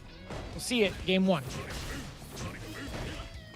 Guile, one of those characters that can contest against Luke with the fireball gameplay, and that B skill one also helps out, but you have to be careful. Too close, that could be a sweep of the feet from Yamaguchi's Luke. He's trying to be in that distance to enact that medium punch, medium kick pressure. She's not letting him. And he's keeping it so tight-knit as well. Higuchi has been kind of reluctant to throw out some of these booms because if he throws it within this range, he's going to get punished. Yamaguchi, yeah, and that's the range where Guile is pretty much given the green light to throw the booms, but Yamaguchi right back into the space. Higuchi very much so satisfied with this pacing. He's like, you know what? I'm going to throw out a couple of these hits. It's going to be death by 1,000 cuts. Oh boy, but the big counter hit conversion from Yamaguchi because he punished that EX flash kick, making him hurt. Forward throw, a back throw stun, roundhouse +1, V reversal out, no success. Higuchi has to fight out of this corner raw. Has to figure out a way. One good medium play could be a ton of damage on the deck. That gray lock is being built up with a medium punch too as well. Higuchi taking back his turn and slowly walking outside that corner. I like that medium kick, but it's not enough to do the job right here. Sonic booms every so often. Here's the activation to keep him caught in the corner. Actually backs away for a flash kick play, but the only EX bar spent is the EX fireball. We're back to mid-screen. Never mind. Not so fine with the fireballs. Higuchi trying to get some room. Oof. The anti-air, the back throw. Higuchi takes the first one. And he's had his back to the corner. Well, damn near very, very close to the corner for a very, very long time, and he was still able to fight it out against Yamaguchi. That's so impressive. But speaking of impressive, we did get to see the confirm from Yamaguchi. Back-to-back ones now, already near 50%. Higuchi is in trouble. A throw will do it, and he gets it back. Throw Yamaguchi. Gets it, bring it back to the corner. Does get the side switch as well. Uppercut, not enough. Off the Rising Rocket. One more touch, though. Higuchi finding his way out of the corner, or at least trying to. Does get the baby booms. Get off me. And the trade from Yamaguchi as the very last boom. Tries to cover his tracks, just not in time. Higuchi falling susceptible, or falling short, actually, from that sequence. I like that trade right there. Just more than enough for that transaction to get that victory. Forward Fierce with the crush. Caught him with the crush counter button. Now the corner position, the chaser, to get that maximum amount of corner push. I like that B skill. We have so many follow-up options with EX bar that they have to worry about. EX bar denied with the V reversal applied. Again, another one to get some distance with Higuchi, slaying out them sonic booms and an EX to catch him lacking. But the walk block, not going to let it happen. Only eats a little bit of damage, and Yamaguchi gets that corner position and the knuckle sandwich with the dash up throw. Really heavy kick again. Back fist. I love that option from Yamaguchi at that right distance. And the fadeaway in play, the finesse and blast to put Higuchi to rest. Ooh. Very surprising sequence, to be quite honest with you. The way that Yamaguchi is controlling the pace against Higuchi, man, he's actually gotten sweaty a little bit. Just looking at his facial expression, Higuchi had to take a deep breath on that one. But yeah, again, Yamaguchi keeping it very, very close-knit, and it's not too common to see Gao players kind of be that pensive, right? We saw a sequence where it could have been like death by 1,000 cuts. We've seen Higuchi open up Yamaguchi with a couple of low medium kicks, a couple of soft touches here and there. But as it stands right now, Higuchi has been pressed the entire time. Higuchi has not been able to answer against Yamaguchi's suppression, right? He's been bulldogging him into, if it's not one corner, it's the other. It's the right choice of buttons too as well. You know that you want the activation as Guile with like crouching medium punch into the EX fireball or fireball into activation to get outside the corner with the boom push. But Yamaguchi going for that back medium punch position right at the right range to get the counter poke, to get the hit, to make this man quit is so smart. He understands the matchup, but more importantly, the way that Higuchi wants to play. And now we're seeing pensiveness, timidity from the likes of Higuchi. We don't typically see that. We'll see if there's something that will change from the side of Higuchi. We see a couple of booms, actually a single boom thus far. Not too adamant about utilizing that playstyle because of the fact that Yamaguchi, well, he's been pretty close. A couple of low medium kicks as well, but no crush counter attempts. Higuchi throwing out some of these fierces to check Yamaguchi, but now there's going to be super important. That V-shift break, catching the recovery of that sonic boom initially. We're going to get a roundhouse. No, he dashes up. Higuchi actually walking forward and getting the back throw. Now he gets to control the pace a lot more than what he used to do in the first game. Yamaguchi, he's fighting his way out. Higuchi's giving him that space. Nice. Slight few hits here and there, but he's aware of that back fist. Found an answer for that button. Not a lot of people have an answer for that button, but Luke does, and he finds the corner push again. EX edition, waits and baits, and reels it in. That's damage on the deck. And Higuchi, that corner push, leaving that corner with that walk-up throw was so smart. That allowed him to get that control back, and that's what Guile wants to have in these matchups. He wants to have as much control as possible, be able to poke and play, and that made Yamaguchi not be able to get the conversion that he wanted right there. Higuchi capitalizing on that moment.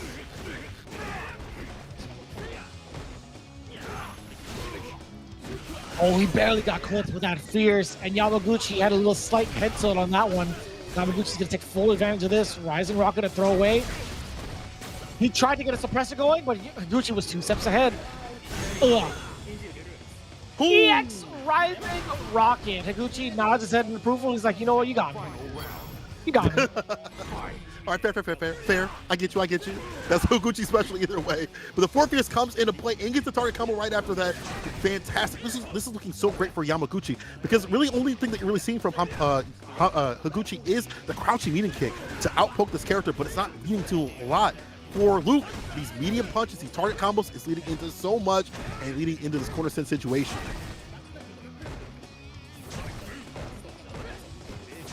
We're seeing it again. Pretty much stuck in this corner. A lot of these matches have taken place on the right side of the screen. Higuchi, he's still willing to face it out. Full fisticuffs with a couple of low medium kicks peppered in. Speaking of medium kicks, Yamaguchi again measuring to. Oh boy, what was that? That DP extension for the super, possibly. But right now, it's Higuchi's time to shine. The V reversal. Put him down on the ground. Tries to find a jump in. No anti-air. No anti-air again. Yamaguchi didn't find the finish. That could have been it. He'll go for the chip. No dip, but that'll be it. Finally, is Yamaguchi taking it over Higuchi. That was a pretty impressive bout. 2-0. That's the first time we've really seen Higuchi bleed. I think it's a matter of like a personal affair, I think, between these two. Yamaguchi knowing full well how Higuchi wants to play, and this is the first time we've seen Higuchi fall significantly, I feel like. I don't know, man. Like I don't think I've seen Higuchi been this defeated. Of course, he's not like physically showing it, but in terms of the matchup itself against Luke, I mean, like he's been well versed against Luke for a while, I feel like. But this is so interesting. Yamaguchi being that Luke player to take him down. Big ups to that. That was super impressive. He knew the space and place and where to put the buttons, the back medium punch too as well. He knew how to calculate where he's going to put him in the corner, and he's willing to take damage. We saw Higuchi poke him with a crouch unit kick in the jump in situation. That one jump in at the end, or the two jump ins that had occurred. One jump in, you know, got blocked, whatever, no anti right there. The next jump in, got the counter hit a little bit too late, and that showed me that Higuchi was not in his bag. Higuchi was not confident, and that told me that Yamaguchi just knew him way too much. He just ran him over. It was just so dominant. It just felt like more than just a matchup. They just knew each other. And Yamaguchi was just so studying studies. It took away the game plan, took away that confidence that Higuchi had. Just a very dominant match, and that suppressor also helping out up in the corner too as well. That B skill, changing up what happens in the tech situation. That puts something different than other characters don't get to typically have. Man, Yamaguchi once again getting that victory. He said he was emotional about it. He said he wanted it. He's getting it here for his team. Starting off really strong and taking the win out of the sails of Saishun Kansou Kumamoto. And you know, Higuchi has faced off against the other Lukes in the league, right? He's actually taken down Tokido. He's taken down Nauman when he showed off that Luke as well. He's been pretty much on point against all the Luke players in the league. And the only time he's actually fallen short was in a, I believe, like a sudden death match, if I'm not mistaken. He actually fell short to Dogura. But other than that, I mean, Higuchi has been looking damn near unstoppable up until this point. Very, very impressive from Yamaguchi, utilizing that Luke in a way that had stumped Higuchi. Super impressive. Fantastic. A swanky ninja come up next? Heck yeah. Okay, let's go. He can do the hand signals, but Johnny can definitely do those. Let's see what he has for the mix against YHC Mochi. Oh man, I can't wait for this one because Johnny has already fought a sim that was torn meshing. And he did fantastically against that player. Obviously, YHC Mochi is a little bit different. He's not as flighty, he's not as movement based, he's more about the normals. But so I'm curious to see what YHC Mochi is going to offer. But Johnny has been so dominant. He's only played 3 games, but he has won all 3 of his games. So I think he has the best record so far. I mean, he's been so. When he brings it out, it's like he's like a secret weapon. It's like, all right, pull out the Johnny card, put him in to get the win, and he has won all 3 of his games. So they're putting him up. They have a reason. Without a doubt. I mean, like, just the matchup alone, I feel like G can really rush down Dalsim and close the gap significantly, and in a more convenient time than most of the other casts. I think, you know, having the fireballs on deck could also be a problem. It could be a huge threat if built up correctly. And also just being able to chase down Dalsim if he ever tries to get kind of floaty or kind of movement heavy. Just the dash swings are lower, like the smash under, smash over. Those 2 factors alone spell trouble for Dalsim. But even without the dashes, even without like any of the smash overs and smash unders, he's got really strong normals, right? Really active normals to occupy the space that Dalsim wants to press in mid-screen, and it leads to those cancels, right? So again, that's something to really take note of, and it's exactly why Hameko had chosen Johnny to participate in this matchup as well. He had chosen him to go up against YHC Mochi and maybe against Shuto, but he actually like solidified it a couple of, you know, maybe like 20 minutes ago at this point, 30 minutes ago if anything, that he should go up against YHC Mochi. And Mochi himself says, a matchup against G, he'll stay calm and do his best. You definitely have to stay calm against his character. You have to be watching out for where he's standing on the screen. It's so important to not let him get that presidentiality. If you don't want him to deal with the fireballs, you cannot let him level up. He'll have to spend EX bar for those red fireballs to get the knockdowns and things like that against the limbs. But if he's able to get that presidentiality, that's a EX bar not spent for a flip kick. That's an EX bar not spent for a fireball, and that's him at his best. And he'll put you to rest if he puts you in the corner. Those command grabs, the options of the command grabs, the idea of the command grabs slips up and trips up a lot of these players. And someone like YT Mochi, he's got to be super careful about these options. He's got to utilize the V-shift, the V-breaks, and things like that at the right sort of way. Playing calm is the best sort of way, because that's how you're going to stay solid against G, but that's easier said than done against Johnny. We've seen how aggressive he can get, how risky he can get with the smash overs and unders. Distances where Sib isn't going to get the fattest punish, or he'll take the risk because he knows that he'll have life to play with later on. He still has V-trigger in the wings waiting for him. Yeah.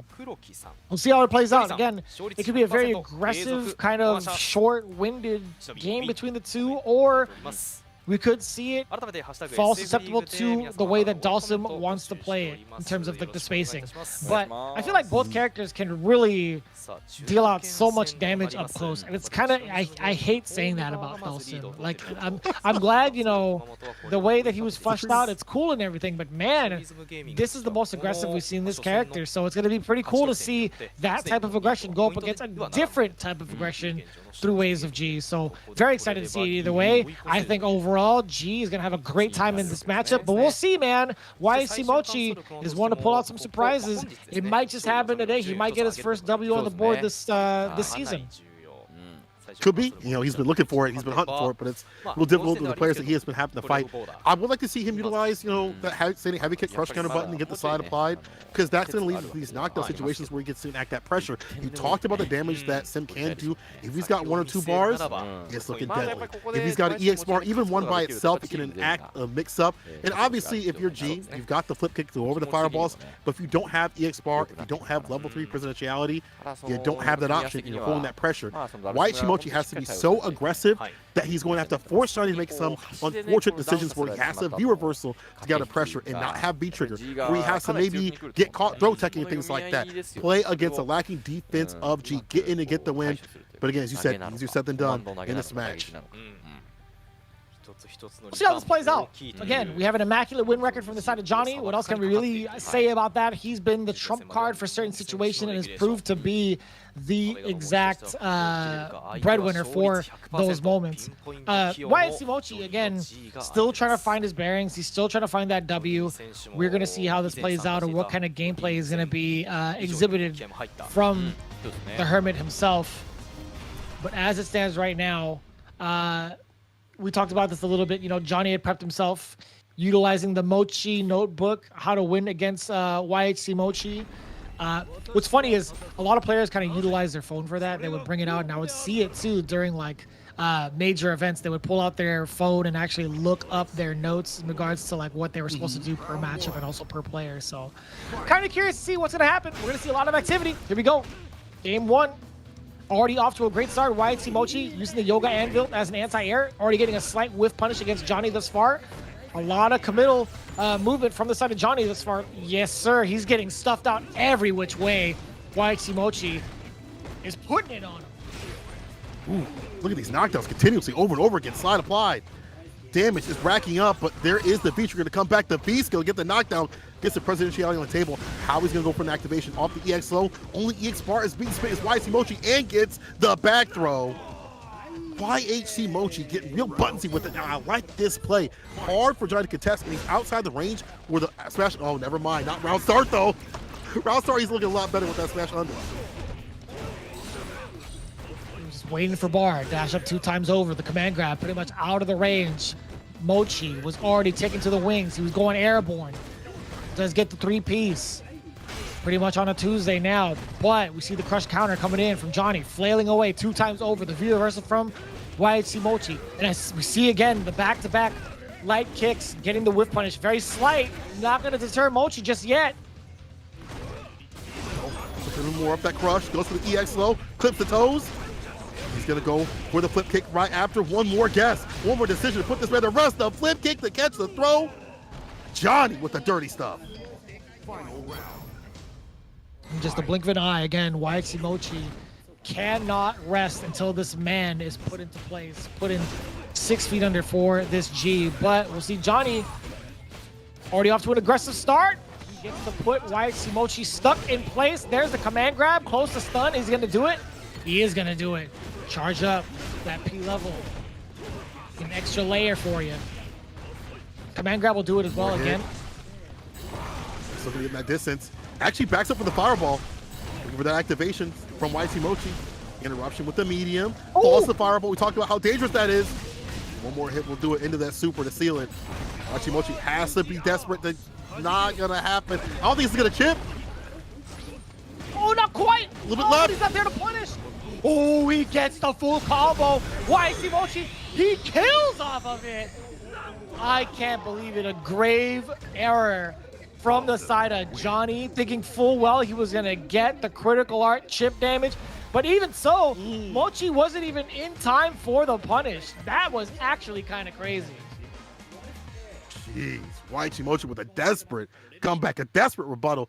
Base God Agni saving him in the clutch with that super. Good bar usage, and I like overall how YXC Mochi is playing. A lot of limbs from Sim to just deny the oppression and approach from his character, to get a better lead, to build up that EX bar, to act these mix-up situations. Yes, he's not always there to stop the presidentiality from him leveling up and all that stuff like that. Yes, there's some scramble situations up in the corner, but overall, mid-screen, I'm loving his gameplay. Just need to be careful because it's a few drops away from Johnny's play to get that victory. Command grabs and counter hits, and if you calculate that a little bit better, we see something different. However, YXC Mochi should ride this momentum and just pick things up a little bit better, shore up a few more things on defense, and he might be able to take down Johnny. Johnny just gotta calculate things a little bit better. Look at his notebook and say, oh, there was one more hit for that super to do it. We're gonna see how this plays out. Johnny, hopefully he can recover from that miscalculation. Slight miscalculation, though, to be honest with you. But as it stands right now, YXC Mochi does get his W on the board, or at least within the games. Does get a punish already. We see a very aggressive start from Johnny, trying to make a couple of reads. We do see the jump rope of Doom, that roundhouse, getting a crush counter. It's all YXC Mochi now. Does get the stun as well. He should be able to kill. Oh my God, ball is live. Dear God, look at the damage. Do you like original recipe or extra crispy? My man got cooked up. Oh my gosh, that's Sim. That's a zoner, by the way, with that EX bar play to put the damage on these characters. Buffer with the Fierce into the EX upper in the back fist, goes for the V skill and the Oki for the command grab. I'm loving this pressure right here. And levels up in time. You have to be worried about these extensions. Immediate V reversal early up in that round, or that part of this round, to get some distance. Try to shake him down with these Fierces. Like kick counter, hit side switch.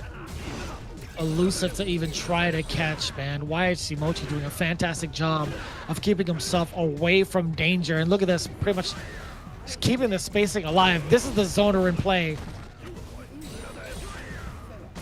It's a fireball with a V skill, but careful, the side switch, no back throw. Johnny, he's lacking in health in rounds. He might be going down. EX upper, the flip kick right after, knocking up, gonna seal it. And the tick throw, he's still in. The tick throw. Johnny pretty much opening up the floodgates, starting to harass a little bit. He just needs one crack and he just slips right in. Just like that, already off to a great start. Here comes Johnny at the races. That medium, he thought something else was coming through. There's a back throw, building up that stun. Careful now, trying to get this done. Throw up in the corner. YXC Mochi has to play this perfectly. Whips the 4 Fierce, slight punish right there. The medium punch too as well, too far off the side, but recovers in time to stay fine. And look at this harassment up in the corner, gets a slide with the cook too as well. How you like your steak? Well done. Oh, the side switch, congratulations on that well done steak. That was actually kind of dirty. Somebody dropped it over in the back kitchen, a little bit of hair on it. You didn't even notice, but he's serving up that well done steak. Not only does it lack in flavor, but it's also got a little bit of dirt on it. This guy, YXC Mochi, getting his W. And he's ecstatic about it, as he should be. 10 points on the board for Saishokan Soul Kumamoto, the man who has yet to put, or at least put up numbers on the board. And he does so successfully against the man who's at 100% win record. A lot of surprises being pulled off this week. I gotta say, YSC Mochi, well deserved. Really well deserved. Very well deserved. I like that gameplay just overall. We compared to how Tormeshi had played, where he was really flighty, he was really, you know, movement based, but he wasn't really committed to his normals as well. YT Mochi with his layer, his template of normals was fantastic. You saw the crush kind of heavy kick coming through with the side applied to deny the level up the presidentiality. You saw the confidence in the buttons, and also taking him off the table when he got hit with the Bisco every so often from Johnny. And Johnny, you can feel the frustration of this zoner dealing as much damage as him when the bar was going and flowing. Man, YT Mochi, just so hard and difficult to deal with. Yeah, I feel like with less bar too. I feel like YHC Mochi with Dawson, the way he's been piloting this character, he shows off so many ways to get consistent and heavy damage. Pretty much week in, week out. It didn't lead to success in some of those instances, right? But I will say this is the one where he really made it count. We talked about how often some of these teams really need to solidify themselves in the top 5 spots. So again, with the way that YSC Mochi played, he rose to the occasion and did an excellent job of excelling above the Call of Duty. I gotta say, man, the Dawson play versus the G, we were expecting it to be a little bit of a closer call in comparison to how it is on paper, because of the fact that G gets to close the gap in so well. But there's a lot to be said about the zoning and the reads that Mochi had implemented against Johnny that led to its success. So again, really well deserved. Yeah, looks like Mochi was the one that had the notebook out today. Fantastic play from him, and now it looks like Momochi is going up against Shudo. This is what was talked about before with Hanako and them in terms of who was going to go up. And I like this decision overall. I think Momochi, you know, obviously be the strongest of the teams, one of the strongest in the league, and already solidified for Capcom Cup as a qualifier out there. You know, he's a good choice of putting in anchor position. He has been rocking everybody. He's got a fantastic record, 6-1 so far. Last time we saw him, he beat Dogura in the anchor match, and I like him in anchor matches overall. Sometimes it feels like it might take him a little bit to get going, depending on the matchup. It took him a little bit to get going against like the likes of John Takuchi, but you put him in the first of 3, starts to get those reads and that rhythm with the character, and he's so hard to stop. But you can say the same for Shoot though. We've seen him rock those top 8 spots where the first of 3s are happening for the CPTs. He's doing a fantastic job out here, not only in the CPTs but in League 2 as well. Yeah, again, Momochi is definitely no slouch, but Shuto, again, I feel like has been the top dog as of late. You know, Momochi hasn't really been having to compete in some of these World Warrior events, but Shuto, again, he has been so damn good these last couple of months, and even in like on a weekly basis. I still watch his stream from time to time. He is still so problematic for a lot of these teams. And you know, I mentioned it earlier, like one of the 2 players that give him the most trouble on his stream happens to be the one he's facing off against right now, right? That Cody's been a problem from Momochi, as well as Daigo being a big problem. We talked about this, we highlighted this, I think, like last week. So as it stands right now, again, Shuto being the target of Momochi, and it's exactly what Hamiko had predicted as well a little bit earlier today. Momochi being one of the top point earners as well, sitting at 110 points, winning nearly every single game he's been a part of except for 1. Still a pretty good deal to ask for. On the other hand, you also have Shuto. We're going to get into his stats as well. He's had a little bit of a shaky record despite all the accolades he's had recently, right? 3 out of 7, sitting at 43%. He's currently got 40 points to his name. Still pretty impressive. He's going up as the anchor. He's going to have a chance to get not only one of his biggest demons, but also 20 points on the board. You know, he's got that energy. He's got the ability to do so.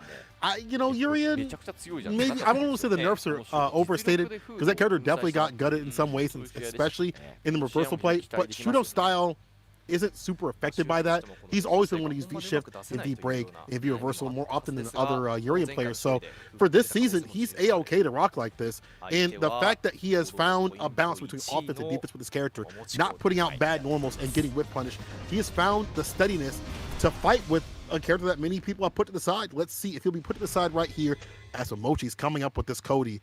A matchup where I've seen typically Cody take it over Urian more consistently this season, and for good reason. That sway is so deadly. The normals are so nasty from Cody. But Shuto's showing us something different. Even in matchups where he does lose, he's still able to find the W. It's been definitely a problem. Again, we'll see if Shuto has what it takes to take down Momochi today. Will he be the better player for this matchup? We'll find out. Game number 1 between Cody and Urien from the side of Momochi and Shuto. A little bit of a handshake from both. Right, we see a lot of normals pretty much flailing within the space where we're looking for counter pokes too. So Shuto, he understands the game plan. Momochi pretty much following the same vibe. Close range fireballs to kind of disrupt the rhythm a little bit of the neutral, and those medium kicks getting a counter hit. The damage with the dash up, back throw here from Shuto with the Batista bomb. Forcing down to the ground for a little bit. Patient neutral. You know Momochi's holding his own, waiting to get that hit for that heavy soft corner carry. We're definitely looking for it. Oh, right there. Speaking of which, we talked about it just now.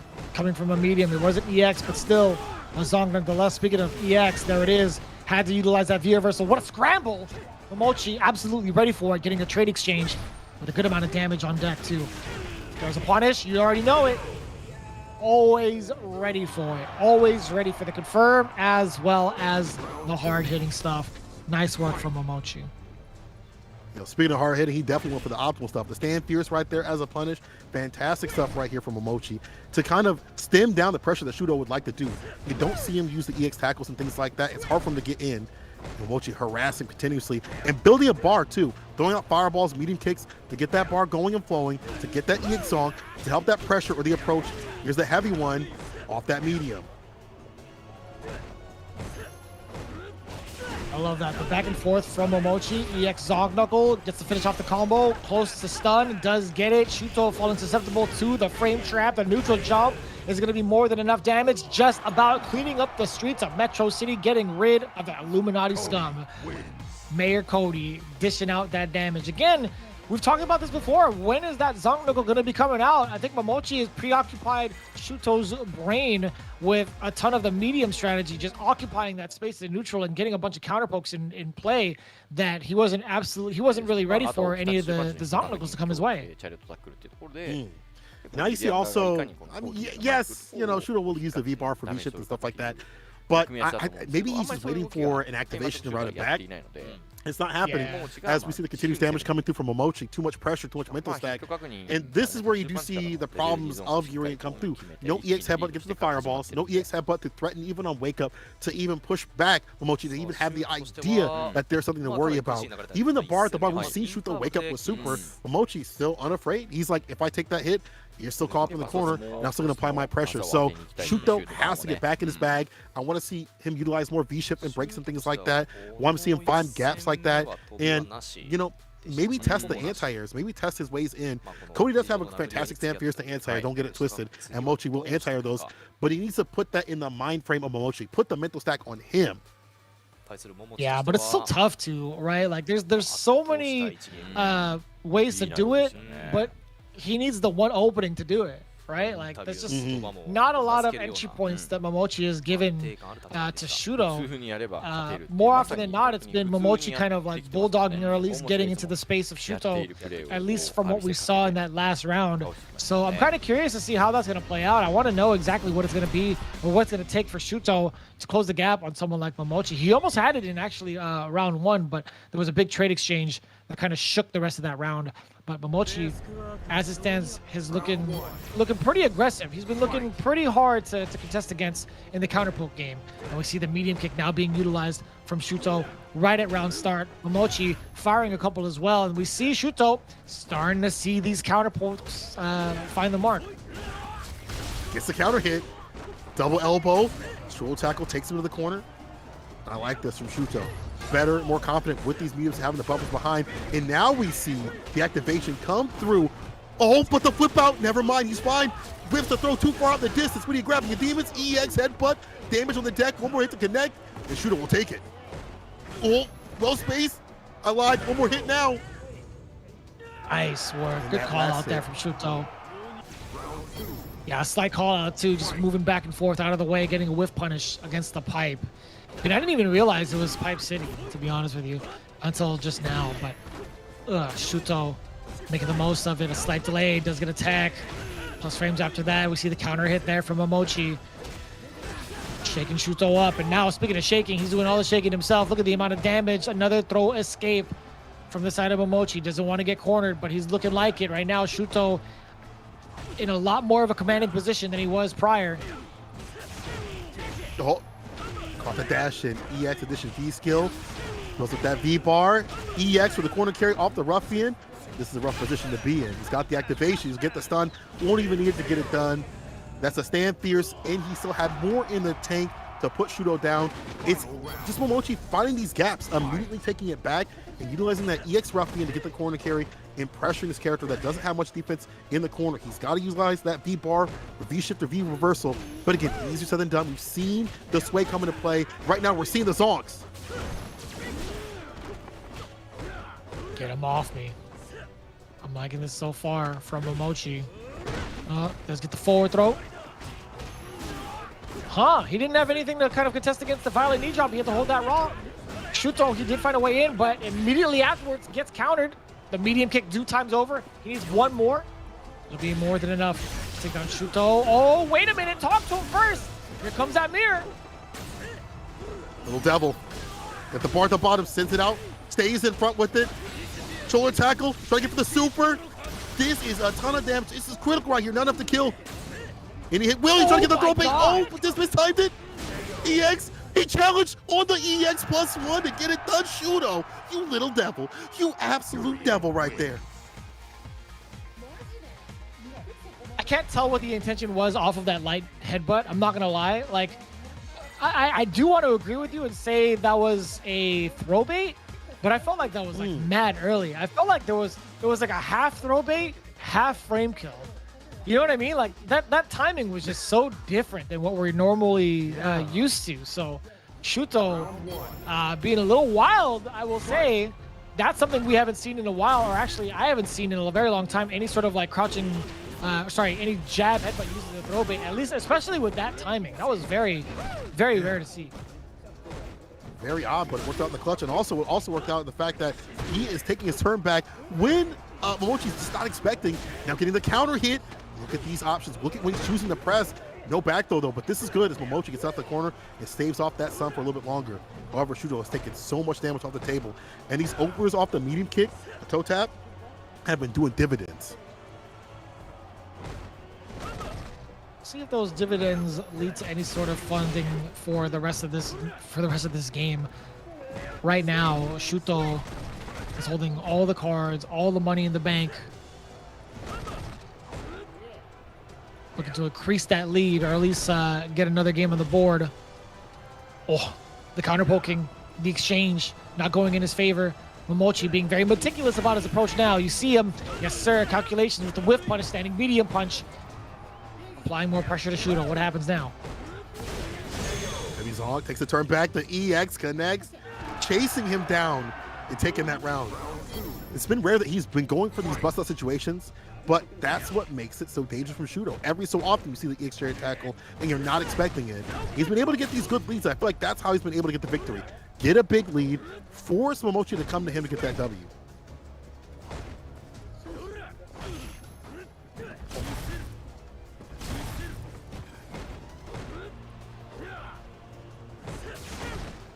God, you see like the back and forth. Yeah, not leading to much. Shuto not fazed by it at all. The slight delay, I love that. You see the conditioning against Shinobiism. We see the conditioning against Momochi. There were slight delays in the throw, and Shuto now changing up with crouching heavy punches. Man, Shuto has been so meticulous about that as well. You saw that earlier, right? Like he was throwing out some of these very delayed throw techs, and now he's starting to pull it all out with crouching heavy punches and get big counter hits against Momochi, committing to these throws. Very delayed techs too, but I feel like it might have been a little bit too early now. He's only got 2 games. He's still got 1 more, maybe like a couple more games to play against Momochi. I don't know if he's gonna fall susceptible to that strategy anymore. Who knows? Yeah, I feel like that's one that it worked out because he had set up shop in the previous rounds going down. Like the throw options, the headbutt, that may have been a frame kill too as well. The scramble situations have helped out for that moment. But someone like Momochi has been in these situations continuously. In the first of 3, Mochi's got more time to deliberate on what he needs to do on defense to be a little bit better. And to be honest, I think even what also might help him is a V trigger switch. V trigger 1 will help him in these ranges where he can extend these normals, find more damage, and find more pressure. V trigger 2, we haven't really seen it come through that often. We haven't really seen him land those command grabs. We've seen him sit in his in the lab on his stream doing these 6 setups, these resets, but that hasn't happened in the match. Let's see if he goes for the switch. No go. Not going to happen. Sticking with the same loadout. However, I don't think we're going to be seeing those same throw options get blown up again, as Shuto might have to go for a different strategy because this is Momochi. But this is game point for Shuto. Yeah, it sure is. We'll see how this plays out. Again, Shuto throwing out those last adjustments to the delayed throw tech after pretty much conditioning Momochi for a bit of time ago. Now we see that opener from Momochi. The medium kicks coming into play a little bit more. Actually, he's been throwing that out a good amount throughout the entirety of this match thus far, but finding the mark is a different story. Shuto has done a great job of trying to get around some of those medium normals, but in this one particularly, we see Momochi landing a lot more of them this time. And again, counter hit after counter hit, standing medium kicks finding the mark. He's looking for that medium punch, so he set up shop for that. Makes him drop with the heavy ruffian right after. EX finally running that brawl just to put Shuto on the back foot a bit. I like that. Just not looking for the hit confirm, just looking to push Shuto back, but just like that, the throw tech again. Caught him whiffing, didn't want to get thrown in the mirror, but still you're caught up in the corner. One more mirror on the deck for Shuto.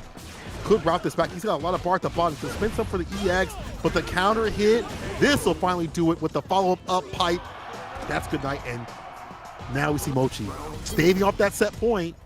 Realize that EX bar a little bit different, not looking for just hit confirms, but for the idea of pressure. There was a lot to be presented from the side of Momochi.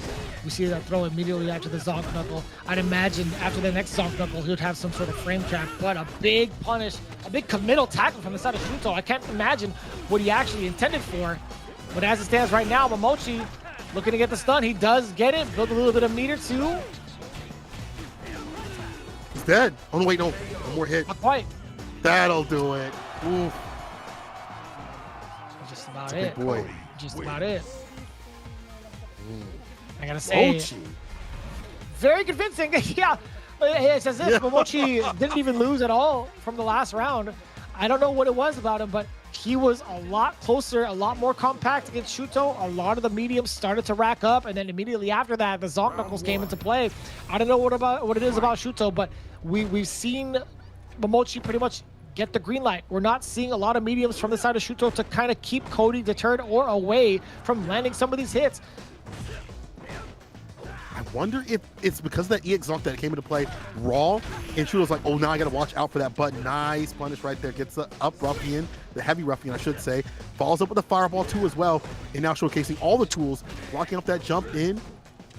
And again, looking for those medium buffers. Again, looking for that medium punch to hit or an EX Zonk to get things started.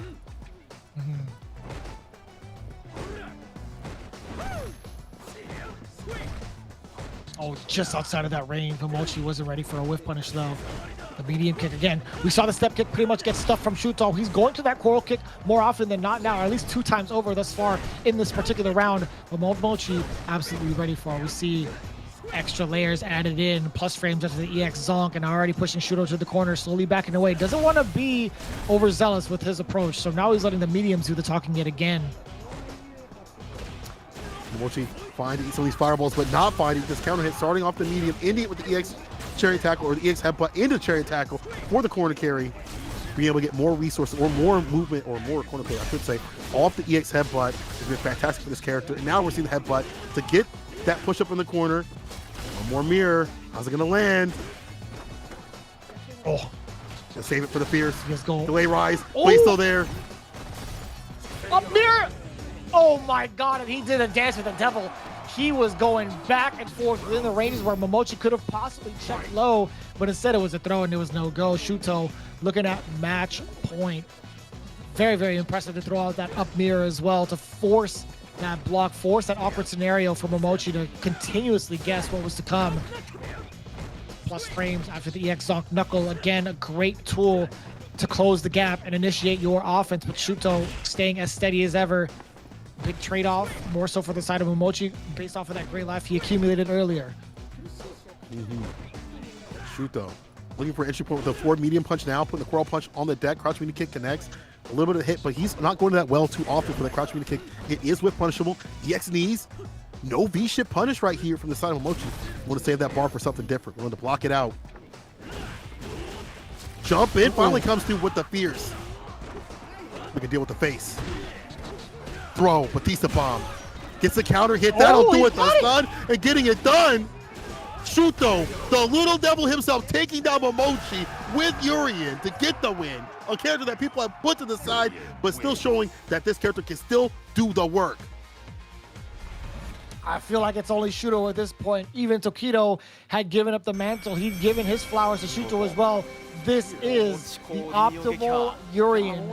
Everybody should be looking in regards to, or looking at in regards to how to play the character. He uses his meter so well too, especially in those final moments, like utilizing it for all of that extra damage, and more specifically the corner carry, right? You don't ever want to face off against a Urien in the corner because it just leads to so much potential damage. We've seen the kind of movement that Shuto implemented as well against Momochi. It was enough to make him even shake in the corner, and it's so impressive because again, I feel like he hasn't had the better half of Momochi in online ranked or even in sets online on his own stream, but being able to do so on this grand of a stage at Street Fighter League, nearly unprecedented, and that's going to be a big W for Saishunkan Seoul Kumamoto, pretty much putting themselves up a good deal. 30 points against Shinobiism Gaming. That's quite a bit, and again, as many points as possible. I want to go back to those jump ins. Those jump ins started coming through. The jump fierce was hidden behind the EX knees. And Mochi not going to spin that V bar for V shift into a punish and things like that we see typically from Daigo or other players. He's going to hold that bar for something different, managing his resources in a different sort of way. Shudo noticed that. He's like, okay, cool. You're not going to go for the V shift. Say, okay, for me, I'm going to come jumping in for free, or EX knees to push you to the corner, or I'll get a jump in off the fierce, and that helped lead him to the win. Also, just as you point out, the resources utilized perfectly by Shudo. Even if it's not on hit, the push into the corner is what he needed to catch Momochi, throw technique continuously, the delay buttons, blowing him up, blowing up Cody's defensive option that he didn't really have. Shudo just playing immaculately. Maybe it really is him. You know, he's playing this character well. You know, obviously Urien isn't the strongest character in the game. He's not top tier anymore. But the way Shudo's playing is top tier play from Shudo himself. Yeah, I think regardless of the character of where he's at, I think Shuto, the way that he's piloting this character is one to behold. I think it's super impressive to see him taking his strides with this character. And it's funny, like as soon as Urien was changed, this is probably the best performance he's had thus far in his competitive career, right? He's taking first place over at like World Warrior events. He's pretty much taking down some of his demons as well. He's making a bold statement over with Saishunkan Seoul Kumamoto, who in fact actually put themselves up into 5th place. Just above 5 points above V6 Plus FAV Gaming, so that's pretty significant at that. But Shuto, again, I feel like this is the strongest he's really been, and it's very, very satisfying to see him do it with a character like Urien. But you mentioned, or actually we both kind of mentioned Shuto, how much it meant to him going into this matchup, right? He was able to climb that huge wall that stood before him in the anchor match. He had mentioned it in the post-game interview. He said it's the toughest game he's played so far, and now he feels like they have a chance to become number 1. Nemo says to Oguchi that he's been helping the team, we've been depending on him a lot. So happy to see Mochi do well today, and Mochi's giving us a little bit of his glimpse into how he operated in that matchup and how great he felt. It's got to be great for him to finally find a victory. There's not as many players left that haven't found a victory, and Waichi Mochi now finally getting a W has to feel good, and you know that's going to take that momentum with him as the team moves further and further up in the league. Mochi actually says that he expected Johnny G, so he practiced with Yanai-san a lot. This is his first win, and he feels so happy about this. Yeah, that's pretty cool to see. Like, Yanai was like the big explosive G that we've seen from last season, who was actually the the big surprise, I feel like. And he had an impressive run as well. I think he was like the G to really look out for. And we've had so many moments with Yanai where we're just like, yo, what is this kid? Who is this kid? And what is he about? So it's cool to see like the callbacks to Mochi hitting up some of the former players of Street Fighter League, who also, I feel like a lot of these players are not really getting their chance to shine. But I know that Aqua has like thrown up a little bit of a league for the players that have not been able to make it to Street Fighter League. If you guys check that out on Twitch, AC2A. Definitely check it out because he does reruns and watch parties for Street Fighter League. He's actually streaming right now, but just to let you guys know, everybody who hasn't made it to the league, they definitely throw down on his channel. But Higuchi, he gave his thoughts as well. Yamaguchi is such a good player. He read my moves well. I lost against him. I haven't been able to win lately, so would like to do better, which is kind of wild to say because, like, again, Higuchi's been on a hot streak, at least within the league, but I guess on a personal level, he hasn't been getting the W's that he's been looking for. So Higuchi, again, the first time we really saw him bleed throughout the entirety of the season, so he's taking it not that hard, but a significant deal has been blown towards his ego. Not ego, but I guess like his confidence, I should say. Not his ego at all, his confidence for sure. And it's through the hands of one of his homies, Yamaguchi. Sometimes it just takes your homie to come through for the clutch to take that victory. However, back to this match though, look at those jump-ins. 2 jump-ins, they were rare. They were very rare. We talked about how it's going to be hard to jump in on someone like Momochi. However, that led to victory for Shuto with that jump-in heavy punch and a different jump-in too as well. It just, he wasn't so ready because of the EXDs kind of hid that intention. And now we see a 30-10 right here. Victory on the side for Sai Shunkan Soul Kumamoto against Shinobiism Gaming, who is sitting in 3rd. This again shows you how deep the competition is out here in Street Fighter League Japan. It's so hard to tell who's going to get the victory, who's even going to get the most amount of points. You could look at this and be like, well, this team is out here, and there's no way Chai Shunkan Soul Kumamoto is going to come through. But they came through the clutch and shoot though, with a character again, he's left to the side, is doing the work, and he's defeating his demons after demons after demons and doing work. We haven't seen him defeat Fudo. That was highlighted in the pre-show, and him fighting Fudo. And it's great to see this team, turn up like volume and do fantastic out here. We're going to get a little look at some of these matches, previously some of these replays, and get a little look at how Yamaguchi was able to take it over Higuchi. Look at that, the 4 fierce crush already starting off real strong right here. I feel like the pokes are really good from Higuchi overall for Crouch Mini Kick. Oh yeah. They don't lead to much. They don't lead to a lot, right? Yeah, again, it was death by 1,000 cuts, whereas Yamaguchi was dealing consistent damage that led into big combos too, like the kind of combos that Luke players are expecting to land. Now, Yamaguchi, again, to be fair, he's kept it so within close range of Higuchi, getting some of these big buffered normals and making him pay for it. But he had to pay a toll for it himself, right? He got caught by so many different things off of a couple of stray hits, and every so often a big crush counter. But at the same time, when Yamaguchi had kept it close, he definitely made Higuchi pay, and also spending that critical art. Which also leads us to this next moment. We talked about the critical art, crucial error from Johnny from the critical art. Let's talk about this one, Nicola.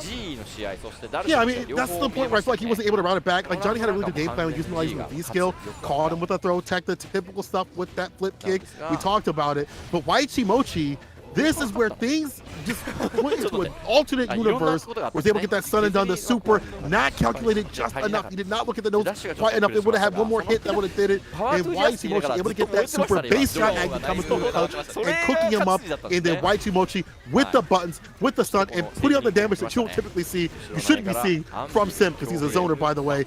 But he also has that damage play, and it just is so difficult to deny that approach from Waichi Mochi. He's so buttonsy. He takes off the buttons when need be. In these corner situations, we saw him get gripped up a little bit, but he stood solid. He said, I'm going to be calm, prepare for this match, and that's what we saw in the corner. And the lacking defense of G, you see, is being exploited with the cross-up, the nasty stuff.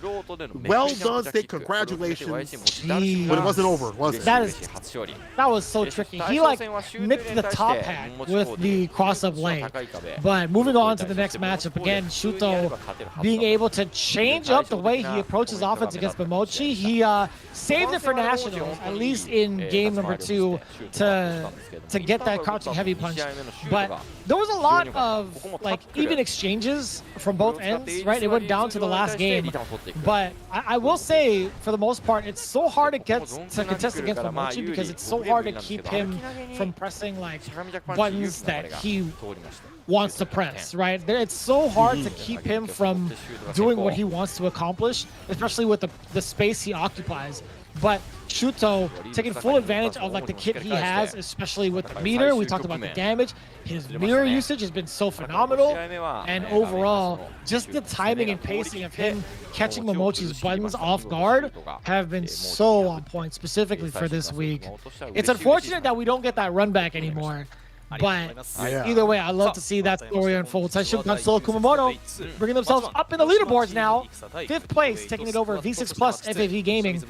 Not too much of a damage dealt on the side of Shinobiism Gaming. Still 10 points on the board. Not going to be too bad. Very, very similar results all across the board. Good 8 squad taking it over Team Itsuka 30-10, and then Saishun Console, as you said, hitting a 3-10 over Shinobiism Gaming. That rounds out our matches for this week. They have been fantastic, and again, hard to even call who's going to get the win. That's how Street Fighter League has been going on, and now we see how things have gone and going strong. As Good 8 squad is sitting in the top 8 spot, in the top spot I should say, with Shinobiism Gaming, Oja Body Star, Gyogun, Saishun Console, Kumamoto finally in qualification zone. That pushes down FAP Gaming, Dead Nation, and Team Itsuka at the bottom. So Shinobi's Gaming, they do propel themselves up to 2nd place, but we still have to see Nagoya Oja Body Star and their week and how they play off, which is going to be happening very, very soon. Again, we take a look at the fluctuation of the teams thus far. These guys have been showing in, week out. It's been very tough to call, but as it stands right now, even Team Ikusa, again, getting a couple of points on the board, 10 points to be exact. We still have another set of games to play, even these next couple of weeks. Plenty of games to play, what am I saying? But as it stands right now, the cut for 5th place is so close between Saishun Console, Kumamoto, V6 Plus FAV Gaming, even for Kabufa Detonation. But right now for Team Ikusa, I don't know how many more games they have to at least get themselves within 5th place, so long as the other teams keep getting their points too. So right now we see that downward trend. But speaking of trends, Shinobiism Gaming keeping their trend very, very consistent. They're going to be taking the back seat as we see week number 10. Who's going to be playing this week? Good 8 squad in Detonation, and after that, Saishun Console, Kumamoto goes up against Team Itsuka. They've got to get those 40 points. They've got to get as many wins as possible. All of these teams are gunning for the qualification seats. Remember, only 5 are able to move on, and 3 will be sitting on the stands as we go to the playoffs, closer and closer to the finale. I cannot wait to see what's going to happen. I can't even tell what's going to happen. Vicious, can you even tell what's going to happen? Can you even prophesy what's going to happen? Definitely not. Definitely not. But I'll tell you what, though, we're going to be going on at the same time for week number 10, day 1. You guys do not want to miss it. It's going to be pretty much on Friday in Japan, Friday morning for those that happen to be tuning in from the States. And it's going to be the same old song and dance, but a little bit of excitement, and I'm obviously being sarcastic, but you know, there's going to be so much more to look forward to. We're going to see these guys duke it out for those top 5 teams. We're going to see how it plays out, and also, if you guys are in Japan, be sure to show some love at the Fan Caravan Exchange going in for Team Gyogun. Show your support. I think that's what Pugero was talking about in his post-game interview, so meeting up with the fans, they actually do that pretty often with the teams of Street Fighter League Japan. Really, really cool. I wish I could be there and even talk to all of these players and get insight, or even like take pictures with them, because they're all very, very talented. But as it stands right now, you know the schedule. Mark your calendars, ladies and gentlemen. Detonation going up against Good 8 Squad, Hiroshima Ikusa going up against Saishun Console Kumamoto, and you know the rest of the deal. We still have a couple more weeks to go before we get into that playoff spot, and I'm so excited. St. Cola, how does that feel for you going into week number 10 soon? I feel like we're going to see the best Street Fighter 5 that y'all are ever going to catch, as we have the top of the top, the cream of the crop out here at Street Fighter Japan, and we're going to see who is going to qualify. But for now, I want y'all to keep playing Street Fighter 5, keep enjoying this great meta, keep enjoying this great game, and this great scene, and this great action. If you missed anything, make sure you catch the VODs. If you missed even a single match, make sure you catch all that. And we will see you in the streets for the next one. Peace out. それでは次回のストリートファイターリーグでお会いいたしましょう。さよなら。さよなら。